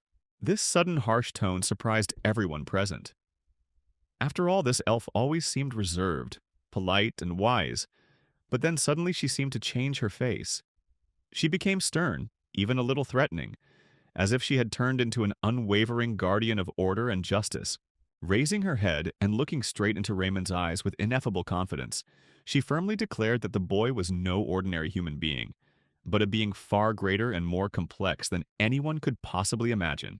She explained this by saying that the mana flowing from it was of incredible purity and shone with a bright light, similar to warm, radiant sunlight. This light did not simply illuminate the room, but seemed to dispel the darkness, filling the space with life-giving energy, one that not everyone can radiate, much less not every person. Moreover, she sensed something else from him, a unique aroma of the soul, a subtle but deep scent that could not be confused with anything else. It seemed to her a mixture of many lives, experiences, and secrets gathered in one person, as if this young man carried within himself the weight of a past that had left its mark on his inner world. None of the elves present could quite understand what exactly this elf woman meant when she spoke of an ordinary person and the purity of mana. Their looks expressed a mixture of surprise, incomprehension, and even a slight fear, for such concepts were foreign, new, and almost incomprehensible to them. She herself could not clearly explain what she felt. It was something more than words, something deep and unusual, like an invisible energy that emanated from Raymond and was impossible to ignore. This strange smell of the soul, subtle but strong, seemed to call to itself, attracting attention and making one think. Raymond, hearing these mysterious words, was both stunned and interested. He could not understand what these strange metaphors meant and why they aroused such interest in the elves, because for him it was a completely new and incomprehensible world. Suddenly he noticed that even the elves themselves were shocked. What the elf woman was saying contradicted everything they knew and believed. It was impossible for an ordinary person to have such pure mana and exude such an unusual fragrance of soul. It undermined their understanding of the world and forced them to reconsider their own beliefs. Even Raymond instinctively sniffed himself, trying to figure out the nature of this mysterious smell. But he didn't smell anything special. This only increased his astonishment. How could it be that he himself didn't feel what others saw and felt? At that moment, one of the elves standing nearby turned to him. His voice was restrained and calm, but there was a sense of fatigue, inner tension, and a certain uncertainty in it. Looking at Raymond, he spoke with visible displeasure and even shame, as if he were doing something he didn't like. But circumstances forced him to overcome his own pride and ask for help. He openly asked Raymond to get them out of this dangerous place, emphasizing that it was a matter of life and death that could not wait. The need for rescue was so urgent that all doubts and pride gave way to the necessity of survival. The elf's voice rose sharply, gaining strength and determination as he called out to Raymond, begging him to save them. At the same time, the other elves around him bowed their heads, expressing support and respect for their comrade's words. This surprised Raymond greatly, for elves are known for their pride, independence, and skepticism. But at that moment, they had so calmly and quickly changed their behavior, trusting completely in the simple and sincere request of one of their own. At that moment, it occurred to Raymond that this elf who had spoken first was of extremely high status. Perhaps she belonged to the highest nobility, or even one of the main leaders among her people. Her confidence and authority were obvious and undeniable. Gathering all his magical energy, Raymond directed it at the cage lock and began to slowly but steadily melt the metal. Gradually, the iron began to heat up, turn red, and deform, until it finally became soft and pliable. The head elf, who had been closely watching Raymond's actions, asked with interest and some anxiety whether he had managed to defeat all the pirates and their main leader, hinting at the dangers that had awaited him earlier. Raymond blinked in surprise at the word boss, for the concept was new and unfamiliar to him. He had no idea what the term meant or what role this mysterious figure played in all of this. She began to explain that the leaders in question were no ordinary pirates or guards. Their strength and power far surpassed anything her own people had ever faced. These men were true titans in battle, their abilities far beyond those of ordinary warriors, even the strongest, she knew. Their reputation on the seas was legendary, their cruelty boundless. She added that even the most hardy and experienced warriors of her people, who had spent years honing the arts of magic and combat, could not match these leaders. Their power was on a completely different level, fast, unprecedented, and ruthless. That was why this ship and its crew caused her such deep wariness and even fear. While they were discussing this disturbing information, another pirate unexpectedly entered the room. His appearance was unexpected, but he immediately showed interest in what was happening inside. His steps were quiet and confident, and the sly smile that appeared on his face added to his mystery. Hearing voices and noise in one of the rooms, he immediately headed there, as if sensing that an important event was taking place there. His intuition told him that this meeting would have significant consequences. Meanwhile, a real battle was unfolding on the deck of the ship. People screamed in pain and fear. Their voices were full of despair, but at the same time, a desperate call to fight sounded. Fire, blades, magic, everything mixed in a chaotic dance of death. Yet amidst all this chaos and panic, one of the captains remained remarkably calm and focused. His gaze was piercing and cold, as if he saw something more behind it all, as if some invisible thread kept him in the center of events and gave him constant control over the situation. His armor was more than just armor. It glowed in the darkness with a cold, almost icy blue glow. This glow suggested that he was charged with some powerful energy that made him almost invincible. He looked like a warrior, created not just for battle, but to be the embodiment of death on the battlefield. Suddenly, he took to the air in a high leap like lightning, and in a matter of moments, he had swiftly destroyed most of the fiery warriors who had tried to stop him. Their bodies fell one by one, leaving only ashes in their place, the ruins of hopes and dreams of victory. After a lightning-fast destruction of his opponents, he headed straight for Daria, realizing that his ruthless actions had already shaken the spirit of his men and caused the first signs of panic. The people began to shout loudly, supporting their captain and simultaneously threatening Daria. Their voices sounded like a raging storm trying to protect their leader with all their might, words, and weapons. However, Daria perceived this only as a light, ironic spectacle. She watched this game of power, fear, and demonstration of strength with a smile, knowing that all these screams and threats were only superficial masks hiding much deeper and more complex feelings. Suddenly, like an arrow, Daria jumped from a height and landed firmly on the deck. Her landing was precise and powerful. It left no doubt about her determination and steadfastness. Every step she took was filled with an irresistible confidence and power, as if the very earth beneath her feet obeyed her will. She was the living embodiment of strength and power. Everyone present felt a magical aura emanating from her. Her energy made hearts beat faster and minds hold their breath, as if before an important and terrifying event. She stood firmly before the captain, her gaze unwavering, filled with a power that seemed to decide the fate of this moment. The captain immediately noticed how she was closing the distance between them with each step. He could feel the tension she was creating and knew that danger was approaching. From the looks and shouts of those around her, Daria quickly realized that this man was the highest authority on the ship, and that he would not allow himself to be frivolous with her. He introduced himself as Don Cook, the captain of this ship, a man with a stern expression and a cold, piercing gaze that seemed to pierce the very heart.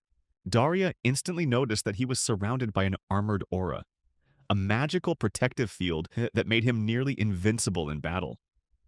It shimmered with a cold light, like a mirror reflecting any attack. She thought he might have once been a knight. Only such men possess such strength and abilities. But at the same time, she wondered what he was doing among pirates, for it contradicted her entire idea of honor and valor. Don Cook responded to her thoughts with a loud laugh, explaining that he had not become a pirate of his own free will. Knightly honor, he said, could not feed anyone, did not protect against taxes and the necessities of life. He told of his brothers, the Cook brothers, cruel and ruthless, making more money from the slave trade than any knight could have imagined. It was a harsh and profitable business, and he was a part of it. The words about the brothers made Daria feel anxious and wary. Her intuition told her that these people were much more complex than they seemed at first glance. They were full of dark secrets and dangers. Don, unable to bear the pause, suddenly rushed into the attack. His movement was lightning fast, precise, and ruthless. He sought to destroy Daria with a single blow. His blow flew with lightning speed like a warrior who wants to wipe his opponent off the face of the earth. But Daria, demonstrating incredible agility and skill, easily dodged the attack. She moved like a shadow, invisible and at the same time deadly dangerous, not giving the enemy a single chance for a mistake. The impact he delivered was incredibly powerful and devastating, so much so that its energy pierced the thick deck, leaving cracks in its wake and opening a path through the solid material. This force, like a thunderbolt, tore through wood and metal as if there was nothing that could contain it. The sounds of the breaking wood and the crackling that spread around filled the air with a sense of imminent disaster, making everyone aware that they were witnessing something extraordinary and dangerous. Raymond, turning his head, could not hide his surprise when he heard the characteristic sound of breaking wood. The deck began to crack, and this unexpected crack made him think about the strength of his opponent. His eyes widened, because this sound was a sign that his opponent possessed extraordinary strength and had no intention of giving up or yielding. He felt the tension and danger of the moment envelop everything around him, preparing him for the further, even more fierce confrontation. But almost immediately, another explosion erupted nearby, even louder and more unexpected, like a raging thunderstorm suddenly breaking out in the midst of a calm battle. This explosion swept through the ship, shattering the calm and forcing everyone to look in the direction of the epicenter of destruction. The air was filled with the smell of burning and gunpowder, creating an atmosphere of chaos that instantly engulfed everything around, leaving only fear and uncertainty. The explosion instantly filled the room with a thick, white fog that, like living smoke, engulfed everything around it, creating a dense and mysterious atmosphere. Visibility dropped to a minimum, and every step and sound seemed threatening in this impenetrable veil. This fog not only hid reality, but also instilled a sense of isolation and hopelessness, making even the bravest feel confused and vulnerable. Thanks to his own strength and concentration, Raymond managed not only to save himself from danger, but also to protect those who stood nearby. But he still could not understand what was happening and how to overcome this chaos. His mind worked sharply. He tried to assess the situation, not letting panic penetrate his heart, at the same time directing his magical energy to create a protective barrier around himself and his comrades. Every second was precious, and he understood that a mistake could be very expensive. Looking down, he saw that beneath his feet lay long, gleaming spears, silent witnesses to the recent battle, ready to plunge into the fray again. They lay motionless, but their cold shine and pointed ends were silent reminders of the danger that still surrounded them, and that at any moment a new outbreak of violence and struggle might begin. The man who had caused the explosion could not believe that Raymond had not only survived, but had been able to protect not only himself, but also the others who were hiding behind him. It was a real shock to him. He looked at the young man with a mixture of surprise and rage, realizing that he had faced an unusual and dangerous opponent who not only possessed strength, but also had stability and calmness in the most critical situations. At the same time, he immediately recognized Raymond as a magician. A powerful magical aura surrounded the young man, and Raymond himself felt the powerful and confident spirit of a knight hanging over him, like the shadow of great feats. This aura was an invisible but tangible field of force, radiating inner confidence and determination, as if he was not just a boy but a warrior called upon to fulfill an important mission. The chief elf, who was watching the events, warned Raymond, urging him to be as careful as possible because the enemy before him was not a simple fighter, but the vice captain of this ship himself. Her voice was quiet but filled with seriousness and anxiety, which forced the listener to listen to every word. She knew how dangerous and experienced this opponent was, and therefore the warning was invaluable. This information only added to the tension. The vice captain wielded considerable power and experience, and it was a real challenge for anyone who dared to fight him. His name was whispered among the crew, and his fame preceded him like the shadow of death walking the deck. A fight with him could be the final test for any warrior. The knight, in turn, was confident in his superiority, considering Raymond only a child, inexperienced and weak, who posed no threat to him. His gaze was full of contempt and frivolity. He already imagined an easy victory and did not even notice that the young man possessed extraordinary abilities. However, the knight could not understand why the young man did not seize the moment and kill all the enemies at once, limiting himself to temporarily removing them from the battle. This contradicted his logic. He looked at Raymond as if he were an inexperienced fighter who did not understand the true essence of war. For him, victory was only in the complete destruction of the enemy.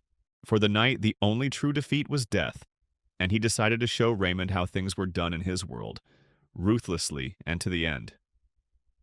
He prepared for the final blow, gathering all his strength and experience to destroy the young magician and prove his superiority. But Raymond himself was no less determined. He was determined to demonstrate how strong and agile he could be, and he was not going to back down. His gaze burned with the fire of confidence, and his mind worked flawlessly, preparing a plan that could surpass the expectations of even the most experienced. In his mind, he began to quickly formulate a plan of action, assessing the situation and looking for the best way to defeat his opponent. He analyzed every move, every step, and opportunity for attack with extreme precision, preparing to exploit any weakness in his opponent. He realized that using fire magic in this environment was too risky. Everything around him, from the floor to the walls, was made of wood, and the slightest spark could cause a massive fire that would destroy everyone without exception.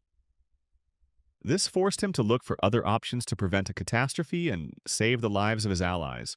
So he decided to focus on lightning magic, hoping that this swift and precise type of energy would help him counter the swordsman. He concentrated, feeling the mana filling his body, preparing to deliver lightning strikes with maximum effectiveness.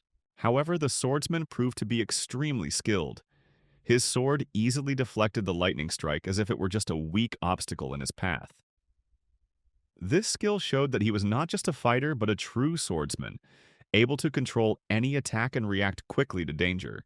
However, he could not help but admit that Raymond's intelligence and tactics were at a high level. This young man was quick-witted and not afraid to think, a trait rarely seen in young fighters. This fact made the swordsman respect his opponent, even if he had no intention of giving in. After that, he sharply rushed forward, breaking through the lightning stream that glowed around him like an electric wall, trying to break through the enemy's defenses and break through to his position. His movement was decisive and strong, demonstrating remarkable strength and fighting skill as he attempted to force Raymond to retreat. However, Raymond quickly realized that his usual lightning magic attacks did little to harm his opponent. The attacks simply bounced off or scattered like water on a stone. This made him think that he needed to find new ways to overcome such a strong defense. The swordsman, standing confidently in his place, emphasized that the simple lightning bolts Raymond used were unable to penetrate his defenses and defeat him, hinting that a completely different approach was needed. His words were cold and confident, like a challenge that threw the young mage a new level of testing and demanding a display of true strength. He began to slowly but surely make his way forward, his dark, piercing gaze, in which sinister determination and cold hatred were mixed, never wavering. Each of his steps made a dull thud on the wooden floor of the ship, like a harbinger of death, which was slowly but surely approaching. But Raymond did not know what to do. No matter how Raymond resisted, no matter what spells he used, none of them, created from a single circle of mana, had any effect against the enemy. It was as if the space itself around the vice captain distorted the laws of magic, nullifying every attempt at attack.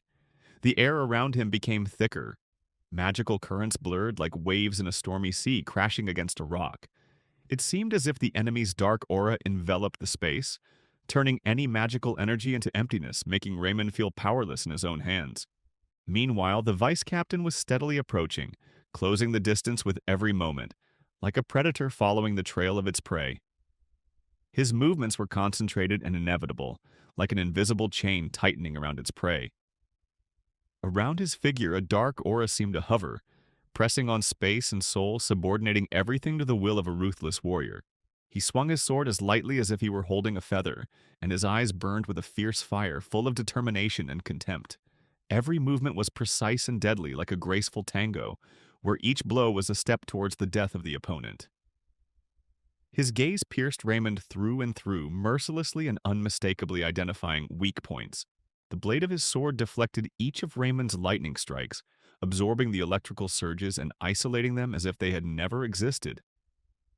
The magic disintegrated into tiny sparks that faded into thin air, and the sword seemed to be made of the very essence of darkness, swallowing light and power. Each repulsion made Raymond feel as if he were fighting not his body, but time and space itself. Seeing this, Raymond was at a loss. He could not use the power of fire. It was strictly forbidden, so his options were rapidly narrowing.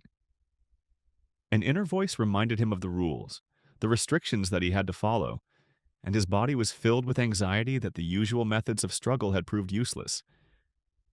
Every thought of a fiery flash now seemed an unauthorized luxury that could not be indulged in. While he was frantically searching for a way out, the vice captain had already broken through his defenses and was aiming to harm Raymond. Meanwhile, a fierce, brutal battle raged on the deck of the ship as the captain and Darius came face to face. The air was filled with sparks of magic, the clang of metal, and the screams of those who still remained alive. It was a real storm raging in the heart of the ship, where every blow and every movement determined whether they would stay alive for another minute. The captain, using incredible speed, broke away, jumped above the deck, and brought his sword down on Daria. But in an instant, her figure dissolved in a whirlwind of burning flames, as if she herself had become fire. Her movements were fluid, like an element that carries and destroys at the same time, causing awe and admiration in all who saw this magic. Turning sharply, he saw her right in front of him, unmoving, with a slight smile on her lips. The captain clicked his tongue in dissatisfaction, realizing that this battle would not be easy, and that before him stood not just a magician, but a warrior worthy of respect and attention. He realized that he was dealing with a true master, Mach, and even acknowledging this, he threw a kind of compliment in her direction, saying that she was simply unsurpassed in jumping. His words were filled with both rage and admiration, because he could see that this woman had a force to be reckoned with. Daria, as if ignoring his words, asked permission to ask the one question that had been bothering her for a long time. Is it true that his brother is also a knight? Her voice was calm, but there was tension and curiosity in it, as if she was trying to unravel the mystery hidden behind the mask of cruelty. The captain only smiled wryly and confirmed, but added that his brother was not as impressive as he himself. There was contempt, pride, and a sense of his own superiority in his words, which made this answer both simple and difficult to understand. Hearing this, Daria breathed a sigh of relief and said softly, "Oh, that's even good." These words sounded like a release, as if she had lifted some of the burden from her shoulders and found peace in her heart. Then she struck her staff against the deck planks, and sparks flew from under its tip, flying in all directions like hot spray. That moment filled the air with the anticipation of a great power that was about to be unleashed and change the course of the battle. Her mana spilled out around her, entwining everything around her, creating an aura of incredible power. She felt like a source of inexhaustible energy, filling every corner of the world around her and giving her confidence in victory. Raising her staff, she cast her battle spell. Dozens of fiery creatures resembling small but strong men made of red-hot metal began to emerge from the flames. They came to life under her will, ready to carry out any command and become an invincible obstacle to enemies. These creatures, screaming, rushed at all who were still alive on the ship. Their roar sounded like the battle of hundreds of warriors, and each blow left heat and devastation in its wake. The fiery creatures mercilessly tore through the ranks of their opponents, giving them no chance of escape. The captain, however, did not retreat and rush straight at the Daria. He saw in these creatures only an obstacle that must be overcome in order to destroy the enemy and regain control of the ship. He perceived her magical creatures as another fire gnome and intended to cut through them to his opponent. His movements were quick and ruthless. He did not give himself rest, risking everything to overcome this barrier. But Daria only smiled and shook her head, denying his assumption. This time, these were no ordinary dwarves. They had a flavor. Her eyes shone with mystery and confidence, and her voice sounded like a harbinger of something terrible and incredible. Her words made the captain wary. He suddenly felt a powerful, almost suffocating flow of mana emanating from these creatures. This energy filled the space, pressing down on him and creating a feeling of helplessness, as if his strength was beginning to melt and his will was weakening. The fire dwarves radiated magic so concentrated that they literally consumed everything they touched, like a living fire that ignites and burns everything in its path. Their presence was like a fiery wave of destruction that knew no pity or mercy, rendering even the strongest defenses defenseless. This terrible phenomenon was part of one of Daria's most powerful and dangerous spells. Hellfire Dwarves, an art that reflected her ability to control fire not as an element, but as a living enemy, capable of coming to life and multiplying endlessly, obeying her will and empowerment. Daria's eyes burned with a deep red light, bright as two precious sapphires combining wisdom, strength, and incredible inner confidence. Her posture was permeated with an unwavering determination and proud majesty that set her apart from the crowd, as if the very element of fire had become a part of her and her invincible ally. The captain swung his sword sharply and struck one of the fire dwarves, but instead of destroying the enemy, the movement only caused them to multiply. From one creature, two immediately arose, as if the flame gave birth to new sparks of fire that spread throughout the deck. This amazing and frightening phenomenon made the captain stop for a moment, stunned by this magical trap, which was woven with the most brutal force. Looking back for a moment, the captain looked anxiously at Daria, and suddenly everything in his mind fell into place.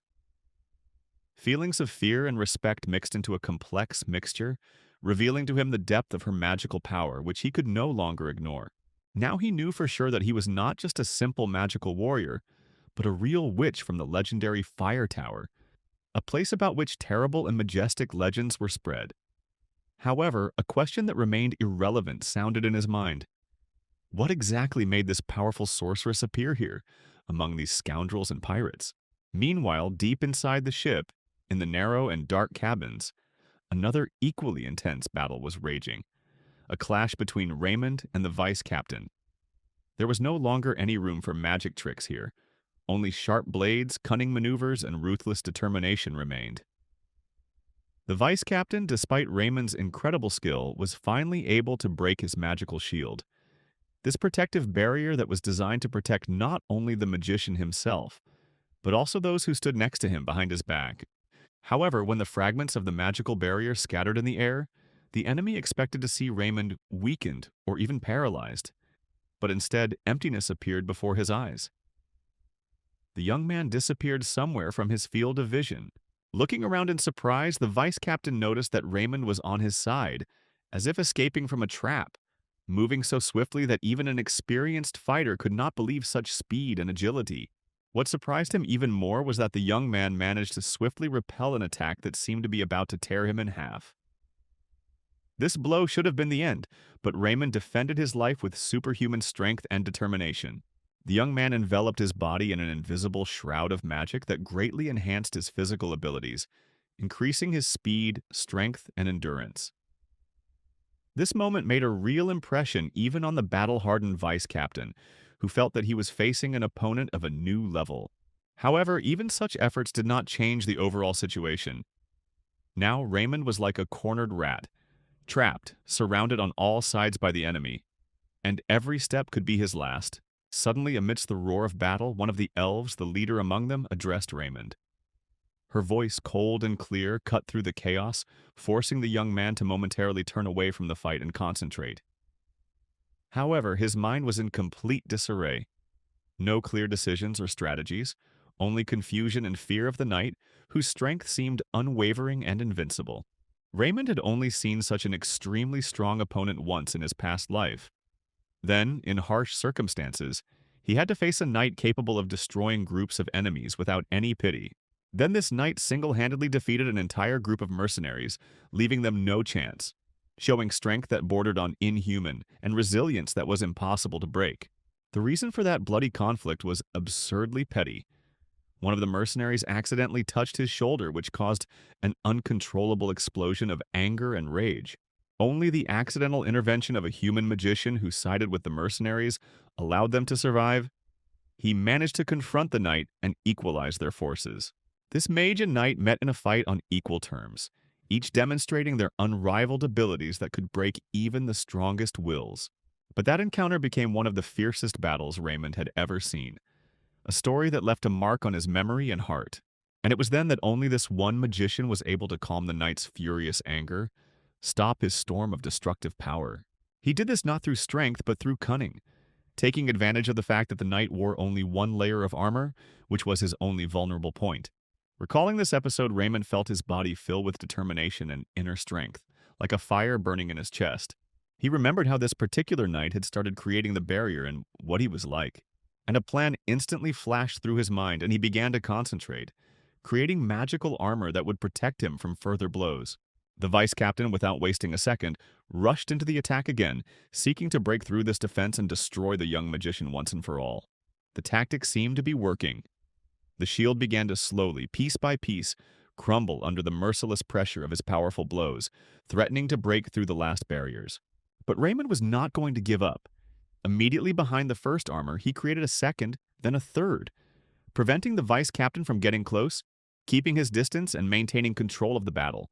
But the vice captain continued to try to break the barrier, blow after blow. But I was stunned by such tirelessness and speed of recovery. I could not understand how this young man managed to block the strongest attacks again and again, as if having endless reserves of energy. It was truly incredible. With one hand, Raymond was constantly rebuilding his protective shield, covering himself and those behind him. With the other, he was already forming a huge wind arrow of the second circle of mana, investing all his strength, concentration, and hope into it, preparing to deliver a decisive blow that could change the course of the battle. When he finally gathered all the power of the wind arrow and released it, the air was instantly torn apart by a powerful explosion that swept through in a loud wave, like thunder breaking the silence before a storm. The vice captain flew back a few meters. It seemed as if the shockwave from this magical explosion had literally torn him from his place. His body first hung in the air, and then hit his back hard against the cold stone wall, which dissipated the energy of the impact with a dull, throbbing sound. An expression of pain appeared on the enemy's face. His lips were pressed into a bloody line, and his eyes, previously filled with cold contempt, now wrinkled with sharp discomfort and shock. His breathing became heavy and ragged, each breath coming with extraordinary effort, as if he were suddenly having difficulty getting air, and his chest was clenched in painful cramps. The vice captain, like a seasoned warrior, tried to stay on his feet, but it was obvious that this blow had hit him much harder than he could have expected. Raymond himself was feeling increasingly unwell at this point. Fatigue was rolling over him in waves, and it seemed to him that every breath was turning into a small struggle between life and death. His chest heaved and fell. A sense of lack of air and exhaustion coursed through his body. He felt his strength gradually leaving him, as if the last stream of magic and energy that could still sustain the fight was flowing through his veins. Involuntarily, Raymond's gaze dropped downwards, and even in such a difficult state, when pain and fatigue seemed to ruthlessly control his body, Raymond was not going to give up. With his last strength, gathering scattered crumbs of magical energy, he directed his mana at the lock on the cage in which the exhausted elves were kept locked. With a dull crack, the metal yielded to the power of his magic, and the chains suddenly fell to the ground like a broken iron sled. The cage dissolved, and from its darkness emerged the weary but alive elves. Their faces were haggard but full of gratitude. Gathering his last strength, he gave a brief but very firm order. If they were able to move, they should follow him immediately, for time was short. But he had not yet taken a few steps forward when an ominous, loud, and hoarse voice sounded from behind them, cutting the air like a cold blade.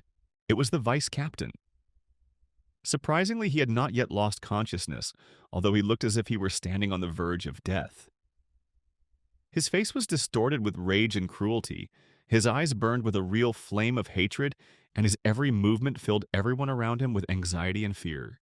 His aura was almost inhuman. His pupils had dilated to unprecedented sizes, and his entire appearance indicated that he was ready to launch a deadly attack at any second, without thinking about the consequences. Raymond himself was genuinely surprised that his opponent was still standing. Despite the near-perfect blow he had delivered, in a place that would have shattered even the most steadfast warrior. But the vice-captain, as if tempered by iron and fire, proved capable of holding his own even in this grueling battle. Barely suppressing the pain and fatigue, Raymond gave a curt nod to the lead elf, ordering her to gather all the prisoners and quickly climb the steep stairs to leave this dangerous level of the ship. It was clear to him that their safety was now paramount. Not all the elves were happy with this order. Some looked with contempt at the captured humans, considering them an unnecessary burden and not wanting to waste their strength on their rescue. But the head elf, firm and wise, without hesitation, decided to listen to Raymond's every word, trusting him implicitly. The vice-captain only laughed in response. His laugh was low, hollow, and ominous, like the echo of distant thunder, and he couldn't believe that anyone would dare waste precious seconds freeing slaves instead of focusing entirely on destroying himself. Suddenly he lunged forward, slashing the air with his sword at a furious pace, closing the distance between himself and Raymond with an incredible, deadly determination. His movements were so swift and sure that they seemed almost predictable, as if he were the very embodiment of death. But, although exhausted to the point of exhaustion, Raymond managed to instantly form a magical shield. A glowing barrier of concentrated energy that stood between him and the vice-captain, trying to protect both himself and those who remained nearby in this dangerous battle. The enemy's blade crashed into the shield with a loud crack, as if shattering fragile glass, and before Raymond's eyes the magical protection began to crack, splintering into small, shiny fragments that disappeared into the air. Without stopping for a moment, the vice-captain brought his weapons down on the defender again and again, trying to completely break him and leave Raymond without any chance of counterattack. His eyes were burning with pure madness, and his face was distorted by a grimace of wild rage. He acted ruthlessly and relentlessly, not giving Raymond a second to rest, trying to break through the defenses and deliver the fatal blow that would put an end to this fight. But Raymond knew one simple truth. If he fell, those he had come to save would die with him. It was this knowledge that gave him the unstoppable strength to hold on, even through the pain, the fatigue, and the bleeding. At this time, the elves, without wasting a single second, hurried to open the cages, cut the shackles, freeing all the prisoners still on this level of the ship. Raymond only had a short time left to hold out, just enough time for them all to get upstairs and leave the dangerous place. And then, a few minutes later, one of the elves shouted through the noise of the battle, announcing that everyone was safe and ready to rise. The vice-captain froze for a moment, shocked by such audacity and the sudden change in the situation. He found it hard to believe that anyone would dare to change the course of events when he thought victory was almost his. Raymond felt a wave of confidence spread through his body, filling his heart with the warmth and strength he had so lacked before. And at the same moment, everything around him burst into bright, blazing flames, illuminating the dark hold with red and gold light. This unexpected and powerful flame stunned even the vice-captain, who did not expect that Raymond, being on the verge of exhaustion, would be able to rise to such a level of magic capable of changing the course of the battle. Standing amidst the raging flames, Raymond exuded an unyielding determination and courage. He had already made his final decision. This fight would end here and now, and he would destroy the vice-captain, no matter the cost.